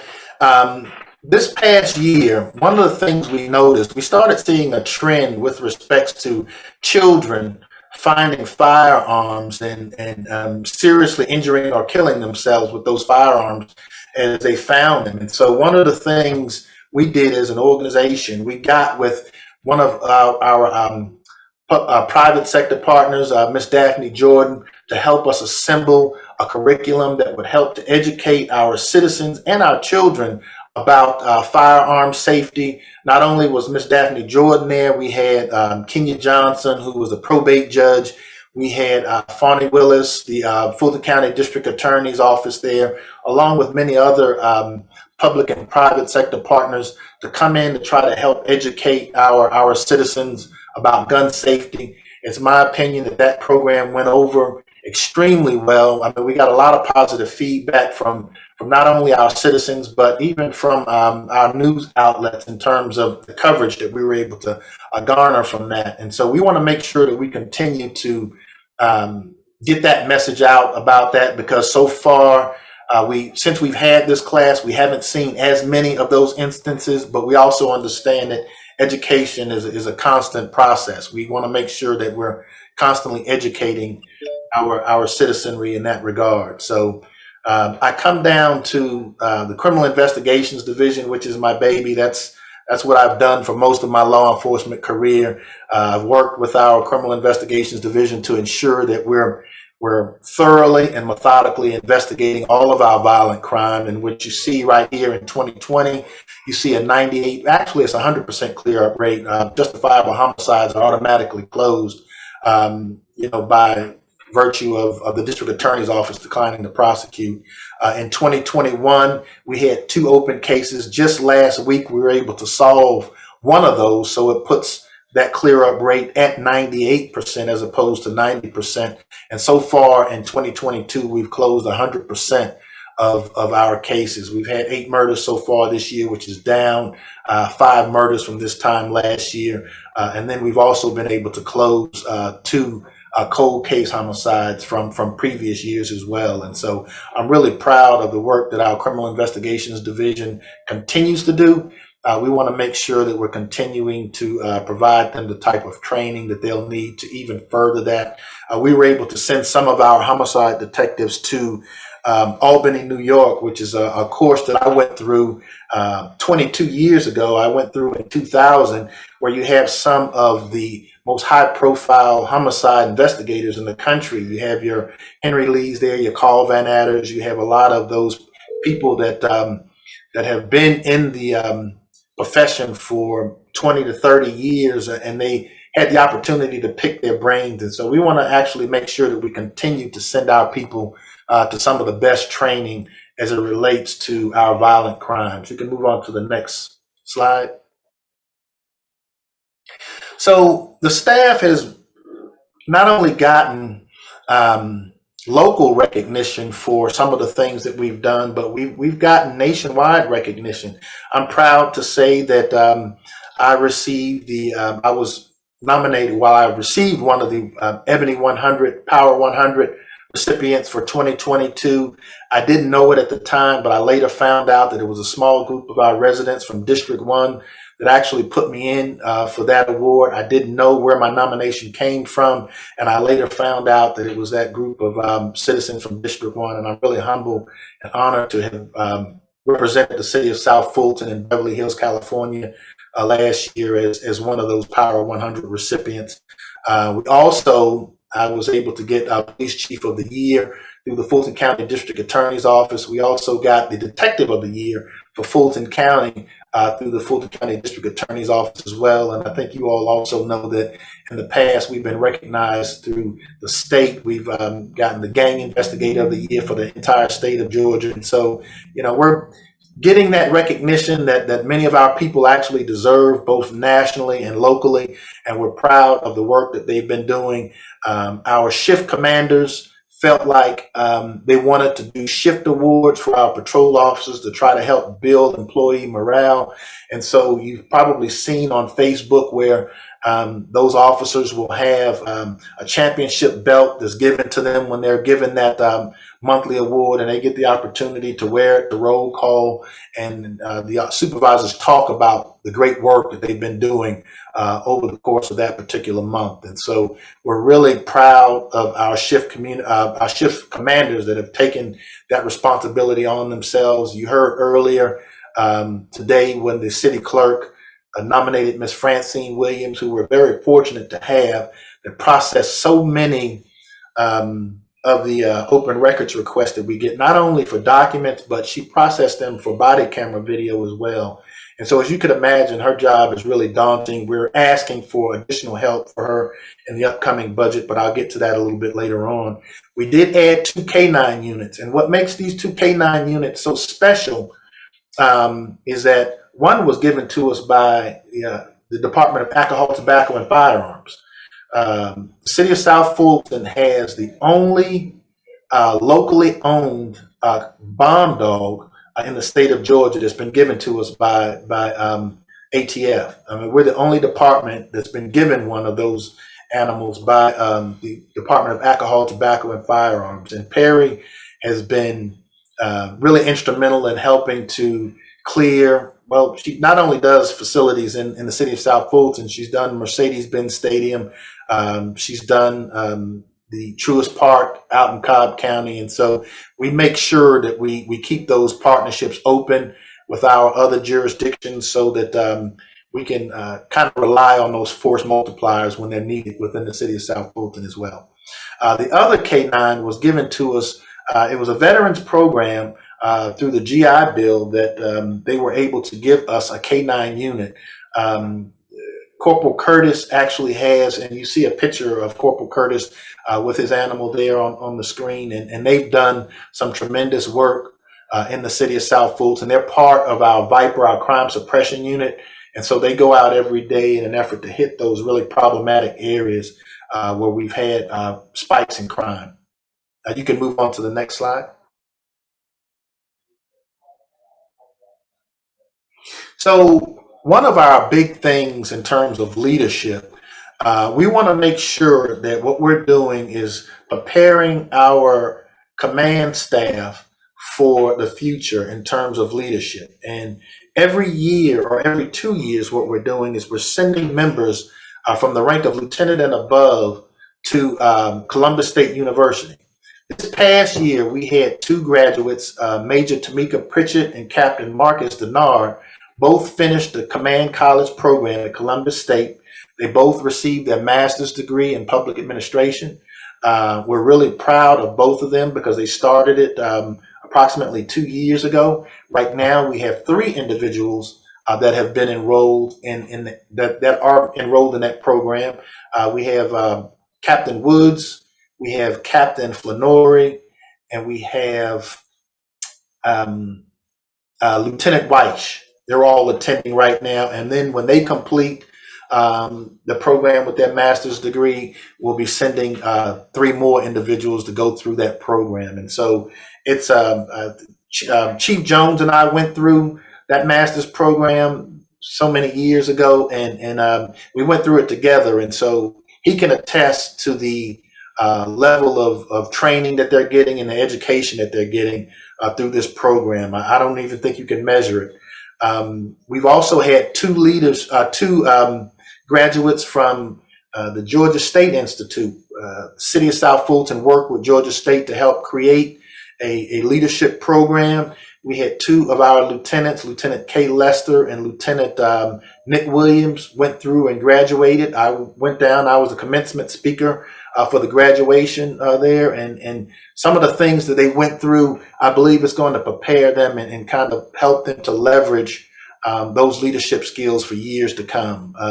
We're working right now with Georgia State to develop a women in law enforcement leadership curriculum. I believe that program is scheduled to start sometime in December of this year. We're expecting that at least 4 of our women in law enforcement will be attending that leadership program, and we're really excited about that because it wasn't just the city of South Fulton. Yes, we worked with Georgia State to help create it, but other jurisdictions throughout the Atlanta metropolitan area have attended those programs as well. This year we launched our City Guard mobile application. We're trying to roll that out in a more robust way right now, where we can start to add crime maps on the program. We want to be able to have E911 information so that every time a 911 call comes up, our citizens will be able to interact with that particular map.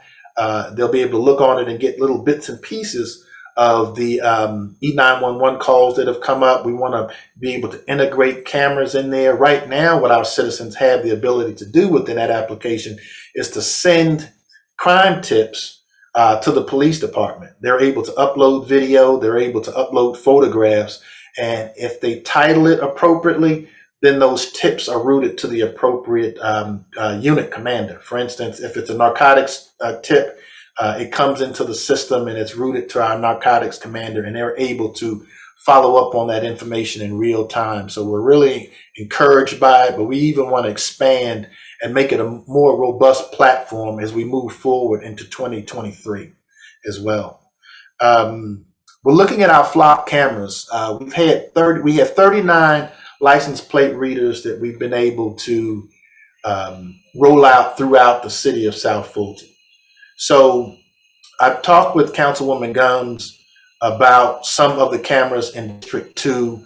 Right now, what we're in the process of doing is building a greater capacity along that Camp Creek corridor. We did find that there were some deficiencies there, and we want to make sure that we get a more robust presence there with respect to our digital footprint along that Camp Creek corridor. And so it's our goal to try to roll out, actually double the number of cameras that we have in the common areas of the city. I do know that we've talked about the parks and recreation facilities, and we expect to do that sooner rather than later. One of the things that I think people feel that it's just a matter of putting cameras up and starting to monitor them. Let me tell you what we've done over the past 2 years. Myself and Neymar, the IT director, Neymar Strickland, worked with Fuses. Many of you saw the program as it was rolled out in Atlanta, but I'm proud to say that that product was actually developed right here in the city of South Fulton with your IT director, myself, and other members of the South Fulton Police Department as we sat down with the owners and developers of Fuses and talked to them about some of the things that we wanted to see integrated into that platform. We've used it since day one. We just don't have the presence currently that we'd like to see on the platform. And so as we begin to roll out more cameras, we'll be able to not only put the assets out in the field, but we'll be able to track the health of those assets. It's one thing to put the cameras out in the field, but you hear too often that when you put those assets out in the field, camera's not working or it's not recording properly. Well, when we integrate these into this particular platform, it'll help us to not only roll out the assets, but track the health of them. We'll be able to put layers of analytics over the top of them. And so we want to be really methodical in how we go about implementing those assets out in the field and how we expect to get maximum benefit as we begin to roll out those assets in the field. Because keep in mind, we're going to have walking trails soon. We'll have the Wolf Creek Amphitheater soon. We'll have that stronger presence along the Fulton Industrial Corridor. We just want to make sure that we're maximizing the use of those assets as we're putting them out in the field, and that they're covering the areas that they quite frankly need to be covering. And so we're really excited about our participation in that platform. And it's my belief that as we move forward, we'll have not only a greater presence, but a strong strategic view for how we expect to use those assets. Looking down to reducing our outstanding warrants. So it's one thing for us to be able to solve cases, but it's a completely different thing to be able to find those individuals after you've developed those warrants. So we've assigned people to the Fulton County Marshals. We've worked with the Fulton County Sheriffs. We've increased our presence at the Fulton County Marshals this past year in an effort to try to reduce the number of outstanding arrest warrants, and we've been able to do that by 40% so far this year. And so we believe that as we move forward into the fourth quarter of this year, we'll start to realize more reductions as it relates to our crime fighting efforts. And so that's going to be huge for us as we move forward into the fourth quarter of this year in 2023 as well. We did do a recognition of our women in law enforcement in the month of March. We had events for many of our female police officers, and it went over really well. As you could see there, we did a photo shoot with them, and we had a lot of really good dialogue and conversations around some of the challenges, quite frankly, that women face in law enforcement today. It was much different when I first got into law enforcement back in the 80s. Women have come a long way in law enforcement, and we want to make sure that we continue that. That's one of the reasons we've been working with Georgia State to help develop that curriculum for women in leadership in law enforcement, and we want to continue that track as we move forward as an organization. You can move on to the next slide. So in 2022, we've had some challenges with respects to our facilities. And I want to thank the body because you all have been extremely understanding in terms of helping us not only to find different locations, but also providing the resources to us to try to help us move into those locations. And we're really close right now in terms of being able to move into our new facility, and we're extremely excited about that. As you see here, we're getting ready to retrofit and renovate facility for our property and evidence section. We want to be able to provide a lot of our community services out of this particular facility as well. So we suspect that by the end of 2022 that we'll have that facility up and running, and we're extremely excited about that. Right now we are looking at a new construction on 9 acres of land around the old National Corridor. We expect that over a period of time that we'll be trying to not only plan for what we want our police headquarters to be, but we want to make sure that we're developing that facility, not just for today, but 5 to 10 years from now. I think the worst thing we could do is to build a facility and not necessarily plan for where we expect to be as an organization 10 years from now. One of the things we looked at is potentially having our own crime lab within the next 10 years. As we look at our ballistic evidence and the things that we're collecting internally, a crime lab certainly would support that. And so we need to make sure that we're building our facility for that, with that vision in mind as we move forward. And so we want to make sure that we not just take our time, but that we're developing a police headquarters that's going to be conducive to our use for years to come.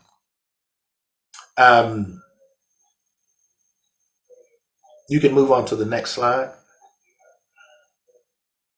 Okay, so we're getting to our recruitment efforts.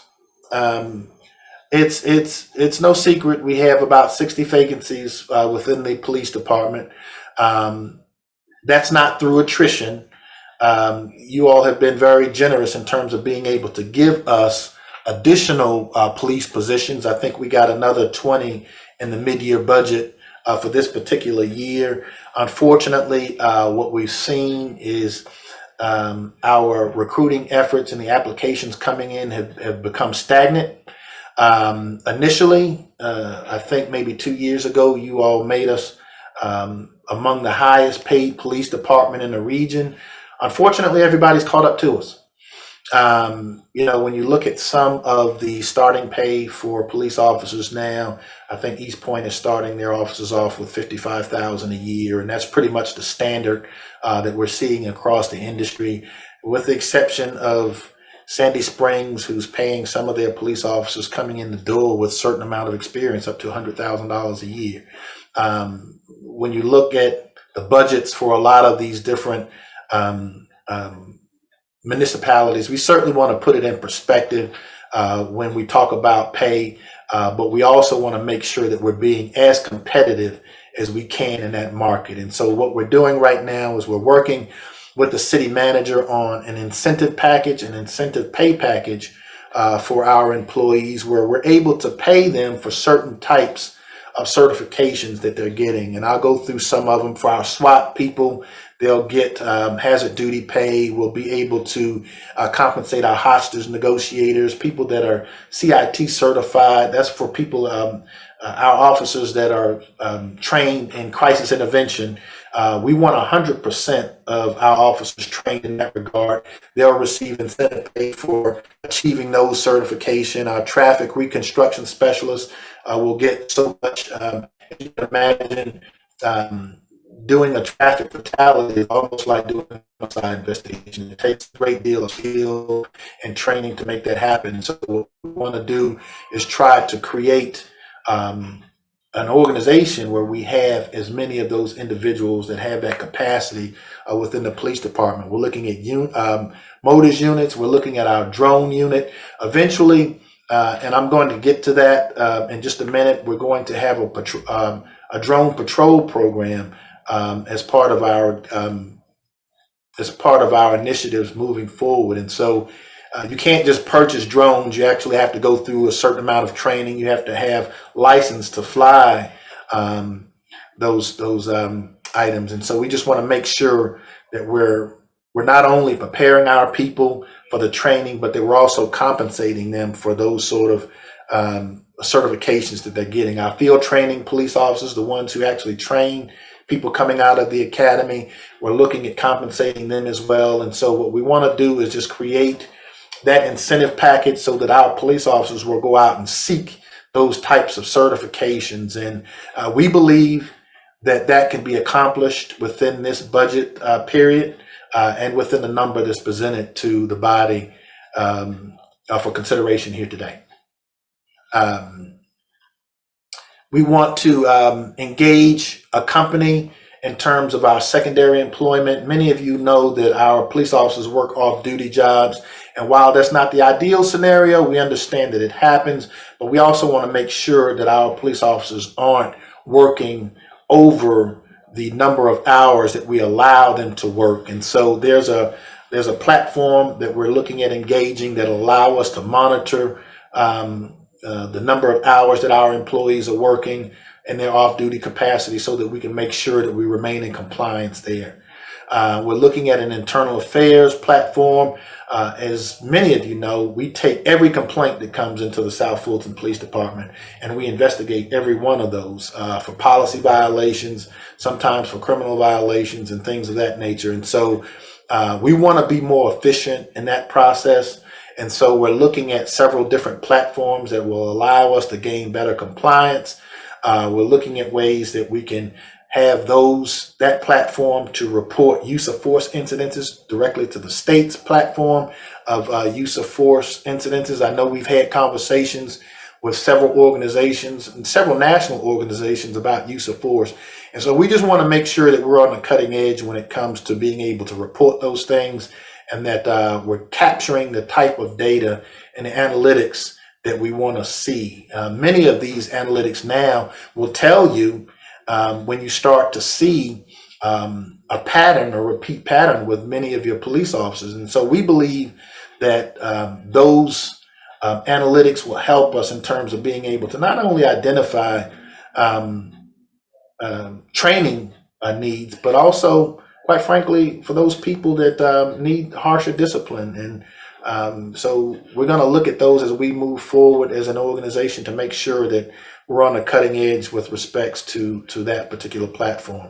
We've been working with Director Strickland on a refresh of our Tough Books. We have our computers in our cars. We want to make sure that we're constantly rolling out those particular laptops so that we can make sure that our officers are not their reports aren't getting hung up in the system, and that we're providing them with the appropriate equipment to do their jobs every day. We want to go live with our reporting management system. You see the RMS there. This has been kind of a huge challenge for us this year, the reporting management system. You all gave us the ability to go out and push our reporting management system into the cloud. Most of our data right now is owned by Fulton County. You heard the city clerk earlier talking about them trying to get their data from Fulton County in an effort to try to analyze the data and being able to understand what it is you're looking at, every day. And so as we began to build this system, we're not only building the system, but we're trying to merge our data from Fulton County. We're trying to make sure that we're properly collecting the data, and that we're also analyzing and converting the data as it comes over from Fulton County. And so, you all have heard it's a repetitive thing that it's been a challenge getting the information from Fulton County. And so as we began to merge and convert the data, it's caused us some challenges with respects to being able to consistently produce our crime reports every week. And what I mean by that is that sometimes when we get the data over, if it's a crime that happens in District 3, it might populate in District 4. So we're trying to work with our vendor to make sure that the geocoding is appropriate so that we can trust our numbers a little bit better. And so we're going to continue to work with them, but our goal is to make sure that this system is rolled out completely by the end of FY22. Because as you can imagine, we sit down and we analyze crime data weekly. And so with the conversion of this data, it's just been a challenge for us all year, trying to make sure that we not only get the data from Fulton County, but we're converting it and we're merging it at the same time. And so, but if we're able to get that up and running by the end of 2022, then we expect to have a fresh start in 2023 and being able to consistently produce those crime reports. Right now, what we're trying to do is make sure that we move our GCIC operations to 24 hours a day. We've asked in the upcoming budget for additional personnel to make that happen, because right now we have to rely on Fulton County after hours to ensure that our GCIC operations. And for those of you that don't know what GCIC operations is, it's when we enter warrants onto the system, we take them off of the system, and that when we're putting information into the state system every time an arrest is made or every time a ticket is written. And so we want to make sure that we take complete ownership of that process as we move forward as an organization. You can move on to the next slide. As you see the internal training and posts, we want to increase our ability to provide training to our people. We talked about CIT certification. We're working right now with a company out of Florida to try to help provide autistic training to our police officers. In fact, most recently I was talking with a parent who had discussed an encounter that her autistic child had with our police department. And we want to make sure that we're educating our police officers around these types of issues, so that as we move forward, we're not only gaining compliance, but we're increasing the awareness of our police officers in those areas. And so we're always looking for that type of training. In fact, we'll be bringing training from the LGBTQ community into the police department to try to help better understand some of the protocols in that particular community. We're also looking at ways to increase our language barriers as well. You heard me mention earlier the drone patrol program. Let me tell you why this is so significant for us, because it would give us the ability to deploy drones on the top of businesses throughout the city of South Fulton.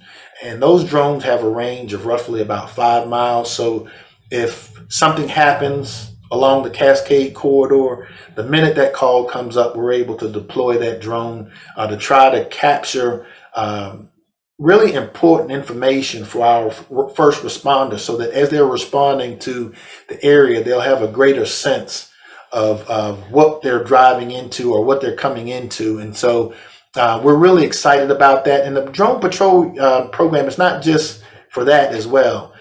You all know that chasing vehicles has not been very popular for police departments throughout the state. And so one of the things we're looking at doing is equipping our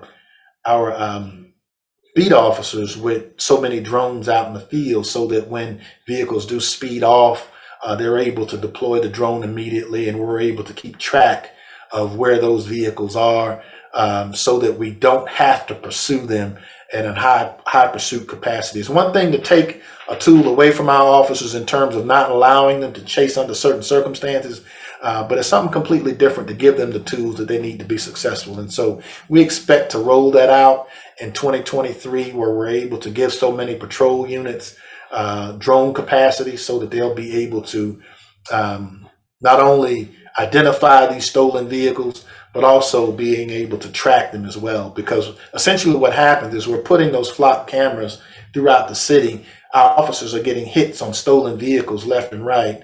And so as we approach them, obviously they're taking off on our officers, and we want to give them the ability to further their investigative efforts as it relates to those particular vehicles. It's our goal to increase our patrol shifts to 15 police officers. We want to make sure that, as I said earlier, that they're CIT and DUI certified. The courts have now made it a little more difficult for our police officers to effect DUI arrests, because there's so many different types of certifications that come along with DUIs. And so, as you can imagine, being a new police department, it's important for us to try to get as many of those people DUI certified as possible. And so that's been our commitment this year, to try to finish out the CIT certification along with the DUI certifications as well. We can move on to the next slide. So here's our budget. You'll see a slight decrease in terms of the proposed budget for personnel this year. We're looking at, when you go down to supplies, you see a slight increase in supplies for this year. And so we're looking at an increase because of gas prices. I think last year we hadn't anticipated that gas prices were going to go to where they went. Unfortunately, they did, and so we're trying to make sure that we're better prepared this year. We're also looking at a refresh of our tasers. After 4 years or so, you have to come back and upgrade your taser equipment. And so we're looking at those purchases this year, and it gives us a total operating budget of $3.5 million for this year, which kind of helps us maintain essentially the same budget that we had for last year, with the exception of a slight decrease in the proposed personnel changes. As you look over to our ask for FY23, we're looking at being able to maintain the same number of patrol units because we had those vacancies. And I will say this, we haven't had attrition as it relates to those vacancies. It's really that you all have given us an increased capacity to hire more people. And so what we have to try to do with respects to our recruitment efforts over the course of FY23, one of the strategies that we'll be sitting down and discussing with our background and recruitment unit is possibly separating recruitment from background and having people out every day in our shopping malls and in our gymnasiums and things like that, trying to drum up interest. As I look through a lot of our referrals right now, they're coming from social media platforms. Well, that's great, but we also want to make sure that our recruitment section is also out having those face-to-face conversations with with our not only our citizens but potential candidates, and making sure that they have the ability to try to in real time get information where we can try to get those people into our system and applying. And so you'll see an increase in our civilian staff is what we're asking for mostly in FY23, and that would be to help us not only create a stronger social media presence, but also a PIO for this year. I talked about the GCIC potential of moving to 24 hours a day. We're also looking at increasing our crime scene capabilities. As you can imagine, that when we deploy those people out in the fields, we want to make sure that we have both a combination of sworn and civilian personnel in terms of being able to produce those. We are looking at increasing our supervisory capacities as we do add more people over into FY23.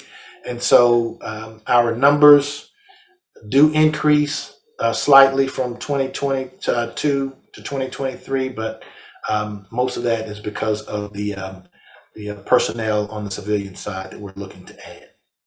You can move on to the next slide. That's it. I'd be more than happy to answer any questions that you all might have.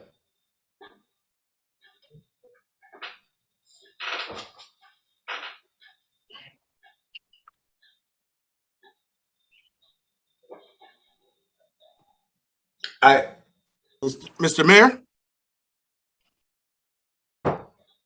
Mr. Mayor, are you there?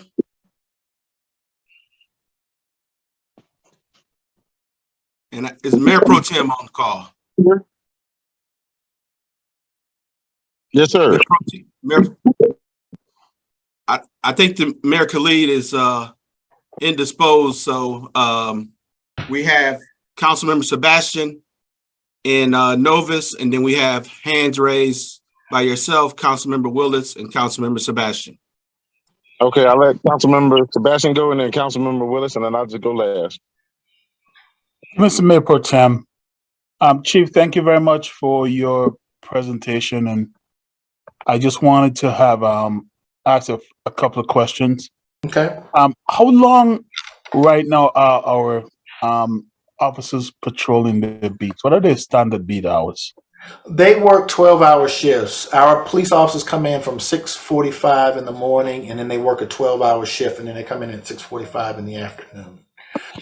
Yeah, because I know that was one of the things that we really wanted to help to reduce what, and I know we're still struggling with recruiting, but I just wanted to have some ideas to what would we have to get to if you are so choosing to work to a point where those hours can be reduced. And it's kind of related to my next question around any wellness programs for our officers who sometimes have to deal with these crime scenes and so on. I don't know how much it's a part of their basic training, but on an ongoing basis, do we have a program to deal with them? Sometimes, of course, these crime scenes and other scenes that they have to deal with.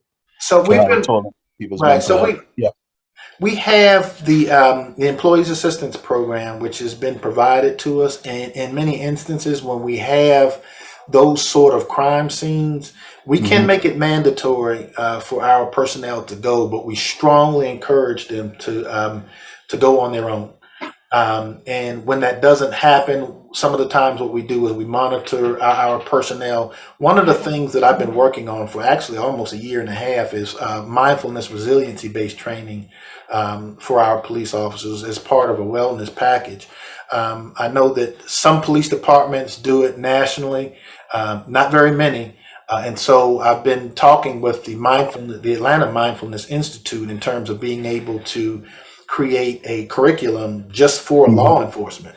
And so, as you could imagine, and I always use this scenario when I was the police chief in another jurisdiction, that one time I had a police officer that responded to a domestic call, and during that domestic call, he was in a really bad struggle and fight with the husband, and immediately after he got the handcuffs on the husband, the wife jumped on his back.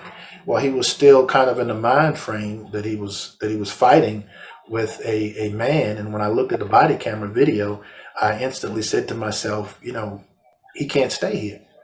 And so it becomes extremely important for us to provide the type of training to our police officers so that they will know where they are emotionally at any given time or while they're handling a call, so that those things aren't taken from one call to the next. And so we talk about those sort of things, but I think it's equally as important for us to try to develop, you know, that curriculum so that our police officers will understand where they are emotionally. And so I think that's an important element to policing, and it's going to be even more important as we move forward into this 21st century policing model that we talk about so often. Yeah, so I would, I mean, I'm hearing you, but it doesn't sound as if it's standard, or if we're paying for it or can pay for it, or if you've even looked into what it'll be cost-wise, what it will cost the city to make sure all our officers are supported. Because to my previous question, of course, the longer these shifts go on, the longer people are on the job for a single beat. You know, even that could have some weighing on their mental health and wellness. And there is always a, you know, 12-hour shifts for our police officers is a preferred shift because they get at some point 4 days off and then 3 days off, which gives them the opportunity to recharge for longer periods of time. And so those, when we look at the police departments, believe it or not, it's really kind of a preferred shift. And when we talk about mindfulness training, as we get close to fulfilling our allotment that we ultimately want to get to in terms of 350 police officers, and we talk about mindfulness training, we want to try to be able to provide opportunities for our police officers, because part of mindfulness is meditation, providing them the opportunity to meditate and understand, you know, what they just left and what they're going to. And so those opportunities, in my opinion, will come, but they'll come as we begin to identify that sort of training. And yes, you're right. Mindfulness training is very expensive. And so what we want to do is figure out a way that we could do train the trainer, so we could bring people internally and train them in that regard, and then so that we could start offering it to our police officers systematically throughout the department. Okay, I hear you. Two more questions. What is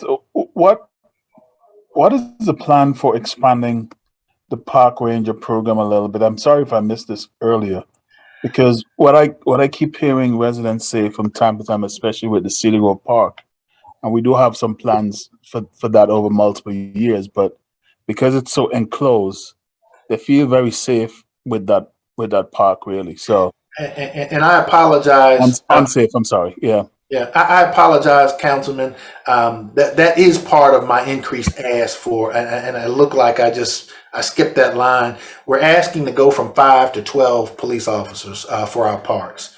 And so, in my opinion, that's a realistic number. Yes, we have 18 parks, but not all of them are traveled equally, right? And so what we want to do is, yes, increase our numbers over time. And so what we've done this year is we've started advertising our park rangers program separately from our police officer program. And I believe we've had 4 people to apply to become park rangers already. And so we just started that within the past, I think, month or so. I had a conversation with Major Pritchard, and she was able to work with HR so that we were able to start trying to put that out separately. And, you know, we want people that, quite frankly, have the capacity to interact with our children, because we expect to, at some point, increase our youth engagement as, you know, the park programs begin to roll out more to 100% as it relates to our youth programming. Yeah, and I guess the 2 parks over here in District 4, they're physically they're totally different, because Wilkinson Mill you can almost see from end to end. Mm-hmm. While City Grove, if you're on the street, you cannot even see inside the park at all from the angle. So they're very, very different. And Whether it's the addition of the cameras that I'm looking forward to coming up in the drone programs and all that. When it comes to that one, which is kind of in the heart of the more populous area of District 4, people don't want to use it because there's a sense of not being safe within that park. So Right. And so the camera program is going to be huge because the types of cameras that we're looking at putting out will kind of let our officers know that in parks like Wilkerson Mill, if someone is in Wilkerson Mill, it'll let us know because we expect to cover the entire park, and so we're going to do a combination over FY23 if we're able to get to that full 12 complement in FY23 of digital patrols as well as actual physical patrols. And so we want to make sure that all of our park rangers are bike certified and that they're ATV certified as well, so that as they begin to patrol the parks, they're increasing the way that they're able to patrol them. thank you. And finally, I'm very pleased to hear about your efforts to give our officers training on how to deal with people with autism. That's a group that held a function here with me in District 4 earlier this year, and I think that would be a good opportunity as we do this even annually to even make that a part of that group's training. So as you go ahead and train the officers, then they may want to use that particular activity as sort of as an engagement tool as well. So thank you for doing that, and I think it is something to be celebrated by us. Absolutely. Thank you.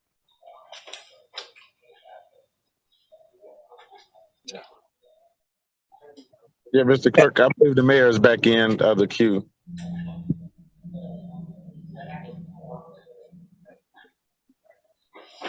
I am, but you got it, Mayor Pro Tem. Go ahead. You've already started. Madam Councilmember Helen Willis. Thank you for recognizing me. Chief Meadows, can you repeat again, what has our crime rate decreased since you have been our police chief? It's been a total of 38% over the course of 3 years. And so, while we've had some challenges this year, we're encouraged with some of the recent events that we'll be able to make that impact even moving forward.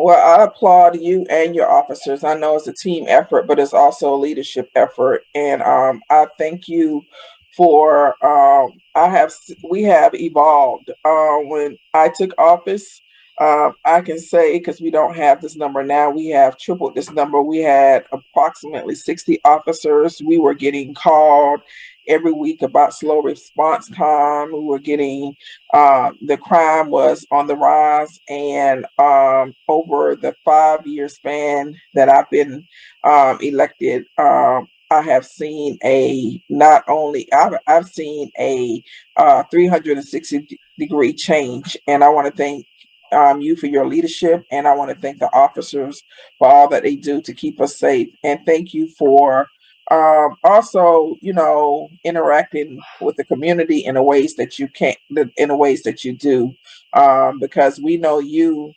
When I say you, we know our officers and our officers know us. And with that being said, this is my segue to ask, when are we going to, when is the police department going to, and I know the pandemic slowed this down, but we did put in the budget last year, $50,000 to initiate and start the PAL program. Do you have, and I didn't see any mention of that in this program, and I know that is very important because we are trying to target young men in a age group that was reported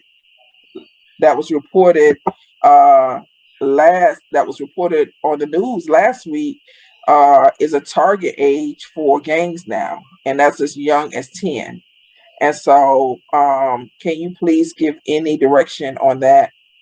So and it's funny, and I really appreciate that question, Councilwoman. I was in the morning, I get out and I walk around the track. And this morning, I happened to bump into Kimberly Dove with the Fulton County School Board, and we both talked about a need for us to be able to have a better relationship between our police department and the schools. And it's not that we have a bad relationship, but I think it's important for us to be able to get inside of the schools and interact with our youth a little bit more, so that as we begin to roll out things like our PAL program, that we can identify those kids that we want to try to strongly encourage to come into our fold. And so I've been working with Lieutenant Nick Williams to try to help develop this program.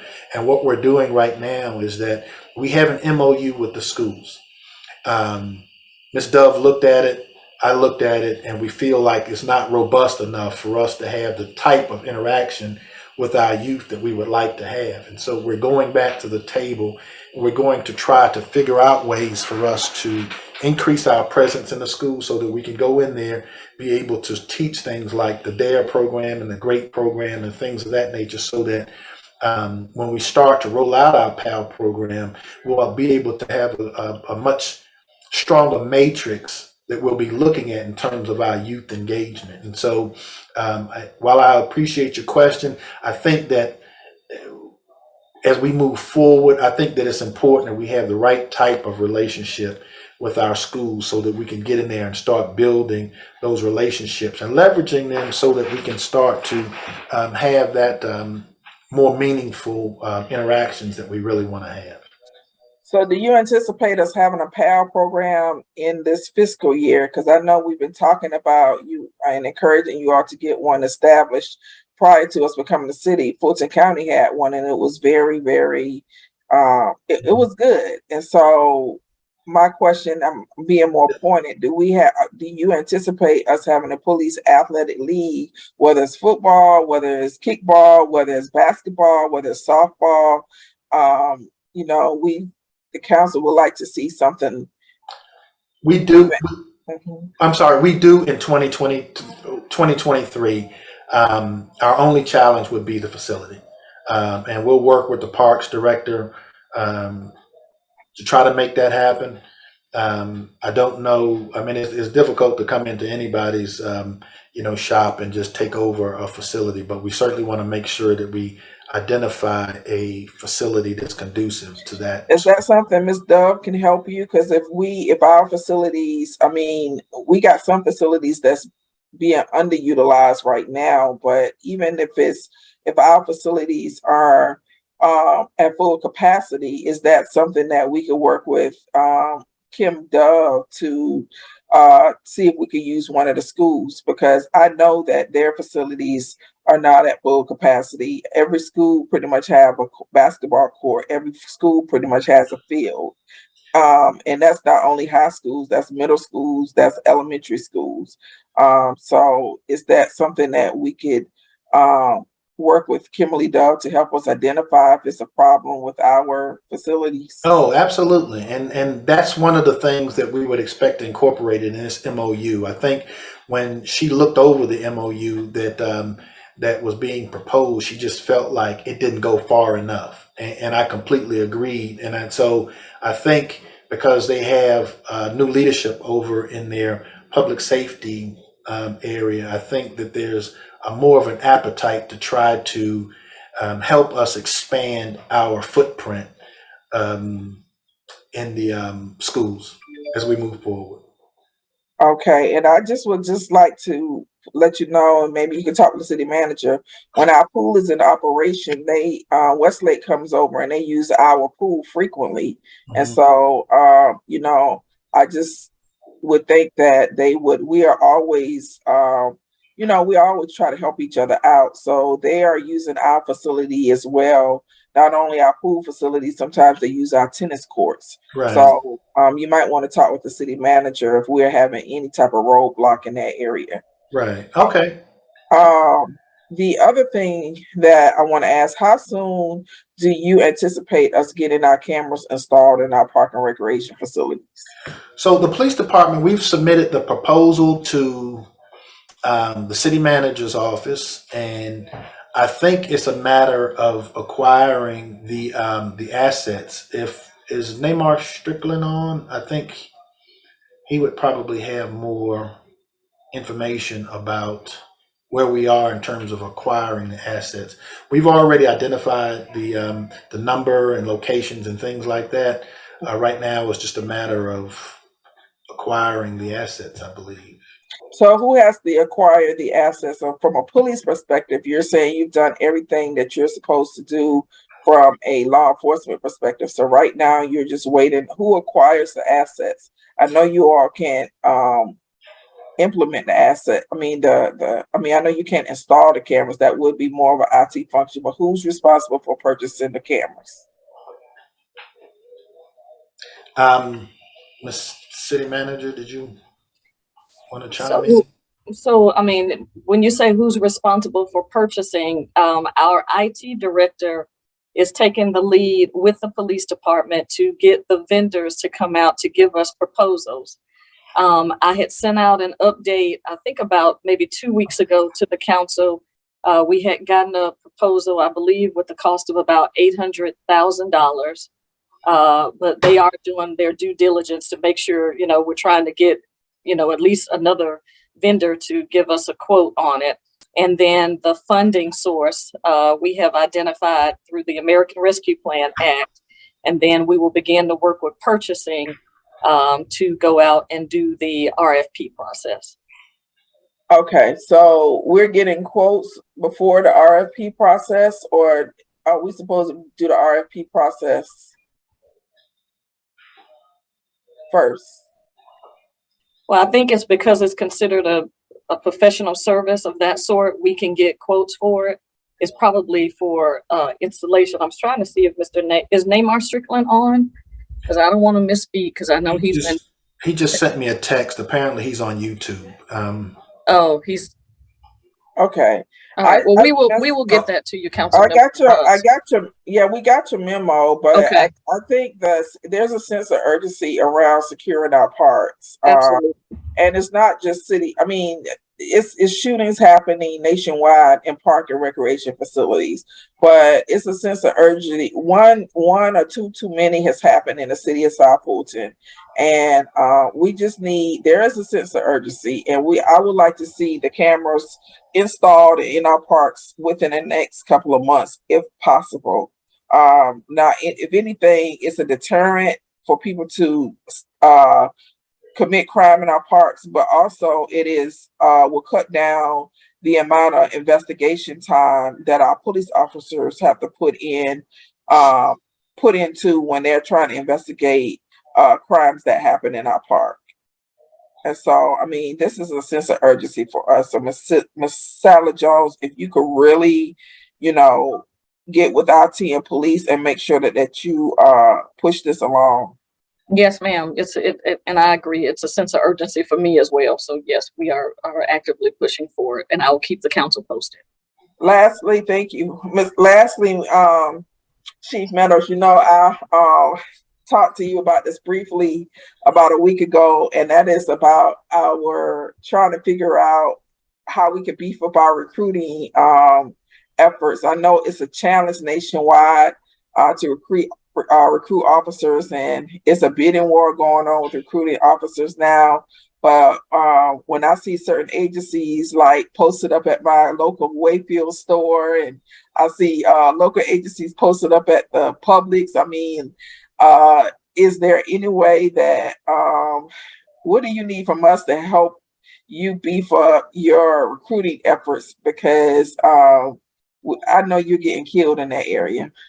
Well, I spoke to Mirtha Ramos, the chief out in DeKalb County, a couple of days ago. I've spoken to the chief in Atlanta.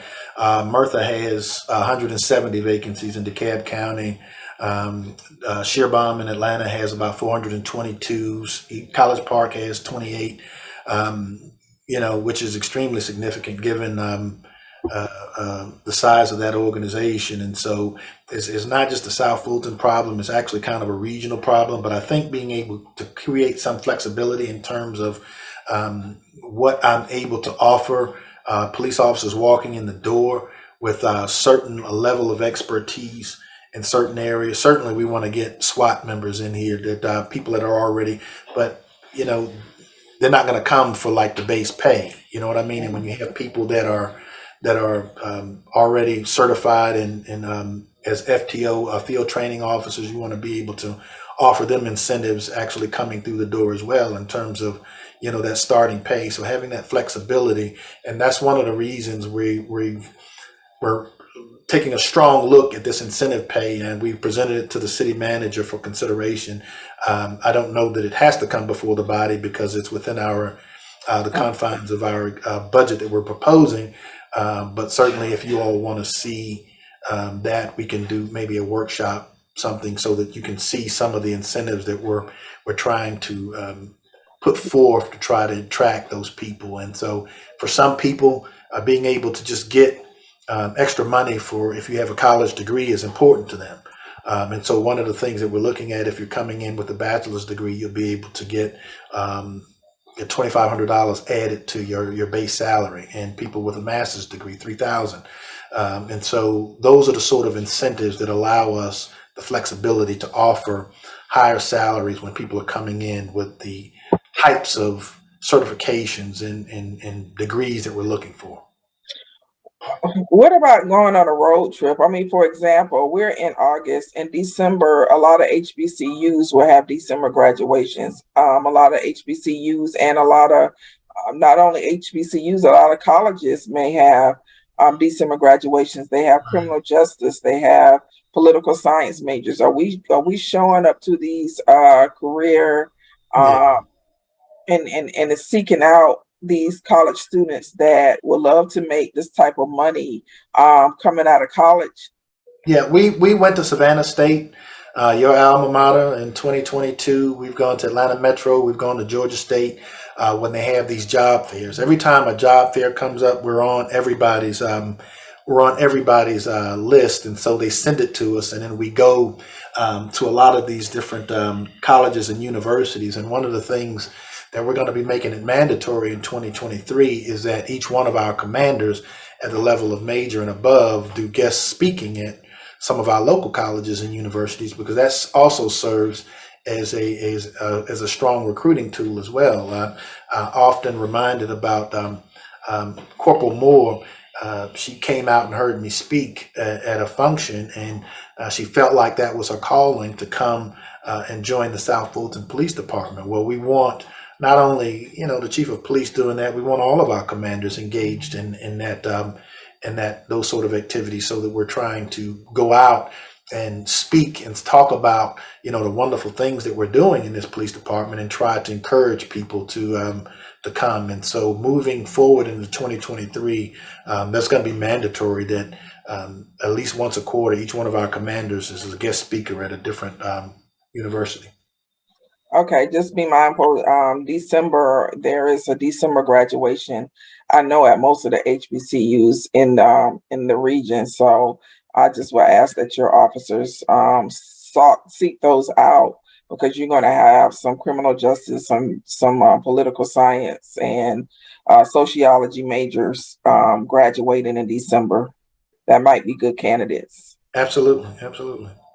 All right. Neymar is on the call. If Ms. Sally Jones, can you ask him to provide the answer to he wasn't on and he couldn't answer the question of, as far as the cameras, where Yes, we ma'am. are with getting them ordered and how fast can we get them installed?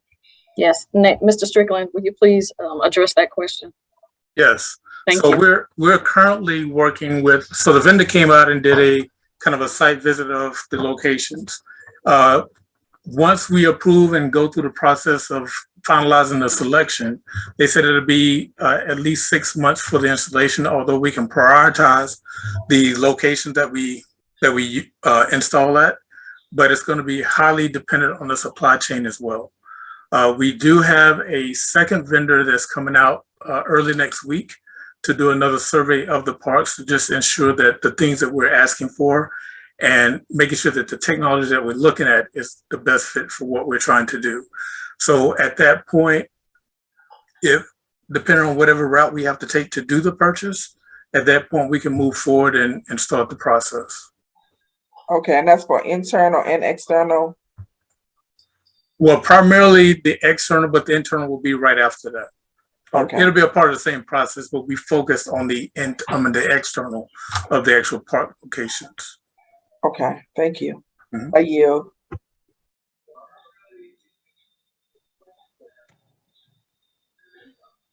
All right, thank you, Madam Willis. Mr. Clerk, is there any other hands or anybody else in the queue? Yes, I have yourself and Councilmember Rao. Go ahead, Councilmember Rao. Thank you, Mayor Pro Tem. Quick question. One of the things that we are planning for at some point is to make sure Wolf Creek is fully operational. I wanted to know if the chief has looked and come up with specific plans because that has larger crowds, or is that just kind of covered under the general camera program that initiative we're looking at now? And my second question is, as it relates to until we get the cameras in place, please make sure we have our the great night ships looking at the front part of Sandtown Rec Center. I've had reports that young people are congregating and before you can get to the gate area. Okay. And so that would be my request. Absolutely. And I had an opportunity to talk with Mr. Tatum, and he kind of schooled me on some of the things that was taking place over there. And so I've gotten with the patrol commander since then, and we've made it a point to, and I don't know if you all know this, but what we have the ability to do is to track our patrol cars, where they've been over the course of their shift. We could sit and look to see what their patrol patterns are and where they're going and where they've been. And so what we're trying to do is make sure that all of those checks at Sandtown and many of our parks that we're going back and following up to ensure that those patrols are actually taking place. Thank you. And what about Wolf Creek, right. That was, and so Wolf Creek is one of those. I sat down with the command staff and we started kicking around ideas. Certainly, we expect to have a really robust camera program out there. We've also talked about the walking trails on the backside of Wolf Creek to make sure that they're covered as well. We've gotten a quote for the cameras for the walking trails over there, and so we sat down and discussed some of the things that we would like to see implemented at Wolf Creek, and we're going to try to finalize those, with respect to the event. Obviously, every event is going to be a little different and the crowds are going to be different. And so we want to make sure that we have standard protocols in place for Wolf Creek, even down to the amendment of the alcohol ordinance, because it will have to be amended if there's some consideration for the body to allow that sort of activity to take place inside of the facility. Okay. I don't have any additional questions. Thank you for the presentation. It was thorough. Absolutely. Yes, and thank you, Chief Meadows, for all the work that you and your men and women do each and every day. Appreciate y'all dedicated service. And I'm going to want to circle back to the E911 Center. I know it's not having our own, but you have reduced response times in spite of. And is there anything else that can be done, like maybe subscribing to existing cell towers or looking at strategically placing some cell towers within our frame on those dead spots so that when we get a call or that the response can actually go to the area that is getting called from, because mainly it's coming from a cell phone? Right. Our goal, Mayor Pro Tem, is to ultimately have our own E911 center. I make no bones about it. We collect about $3.8 million per year in cell phone fees. Well, we don't, Fulton County does.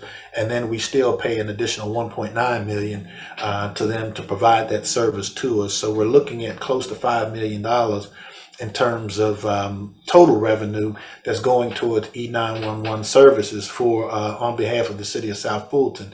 And I think everybody on this call would tend to agree that we're not getting $5 million worth of service out of it. And so I think it would benefit the city if we had a long-term vision in terms of being able to start our own E911 center. But then to your point about the cell towers, I think the subscriber fees are the ways is the way to go on the existing cell towers that are out there. And then over a period of time, we come up with a strategic plan to build our own, because that could also be a source of revenue on behalf of the city as well. When you think about being able to charge others for subscriber fees for bouncing off of our towers. And so I think they would be very valuable assets to the city long term.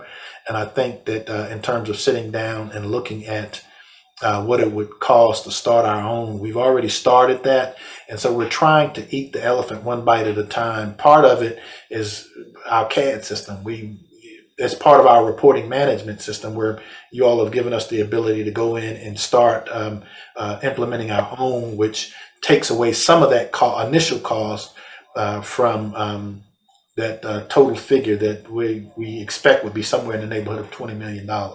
And so we want to continue to do little projects like that, and with the ultimate goal of being able to reduce that figure over a period of time. Absolutely, Chief. And if you can start that, I think this entire council will look forward to you leading that effort and presenting before us. And also, and that being said, is to piggyback off of my colleague, Councilmember Willis, as I do believe in the POW program, very much. And one effort that, people can come out this Friday, tomorrow, and watch the police versus fire kickball game. And I have invited people to bring the youth out as well, so that we can get a little feel of what it would be like, as this would be the 3 of 3 series. This is the finale. And so, and I thank you, Chief Meadows, and I thank Chief Jones for participating, because you're actually playing tomorrow, right? Yeah, I'm playing. No, don't sound so. Listen, I haven't played kickball since grade school, but I'm gonna try. Yeah, it's a fun activity, and I'm just going to end with this statement here: is that the design of it's a Parks and Recs program actually, and so the design of it is for this to be taking place in all of the parks. And to piggyback off of Mayor Scalee's once suggestion of summer Fridays, is don't have employees off, but have them, come in and do a day at the park, do business at the park, and on a Friday. And so, as you'll have permitting at Birdette, and you might have business license over at Welcome Mall and something over at Sandtown, but that'll give people to come throughout the city to see all of the parks, because we had the Taste of Soul Food with Friday Night Live, and people legitimately did not even know that Birdette had a tennis center. And so it's just educational and see what we actually do have in our city and within our footprint. And I think that'll be something the city can look forward to, actually. But I'll just end with that statement. And that being said, Mr. Clerk. Mayor Pro Tem, Councilmember Gums has her hand raised. I'm sorry, Madam Councilmember Gums. Yeah. Chief, thank you for your presentation, and Mayor Pro Tem, thank you for recognizing me. Quick question, I have two actually. So in your upcoming budget, was there any provisions, and I may have missed this, for the call boxes to be placed on Wolf Creek Walking Trail? And then also too, I know that there was some discussion about using the ARP funds for the software. I think it was like the ShotSpire to kind of detect where gunshots are coming from or kind of originating from. So what's the status on that? And will we be potentially moving forward with that? And if it has been appropriately budgeted for?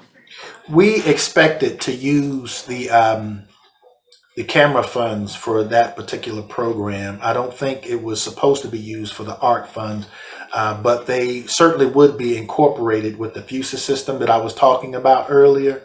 I do know that this year they've put so much in terms of the capital fund, our ability to leverage the camera funds for for our capital expenditures, and so we expected to utilize those funds for that particular initiative. And so what the cameras and technology can do for us, what we wanted the gunshot technology to do was to be able to manipulate the cameras so that whenever a gunshot rang out in the city, it would automatically manipulate those cameras to accommodate where those gunshots were coming from. And so we would like to put the cameras up first and then implement the gunshot technology in there, so that they'll all work in concert with one another. Gotcha. I know that the city of East Point, and I think they were able to use their ARP funds. And I do believe that the city manager said something about I guess it was an actual use that we could use it for. So maybe if there's additional funding that is needed or to get, I guess a high scale or better equipment, maybe that'll be something else as a resource to, I guess, increase whatever we're trying to do in regards to that software. And what about Wolf Creek Walking Trail, the call boxes?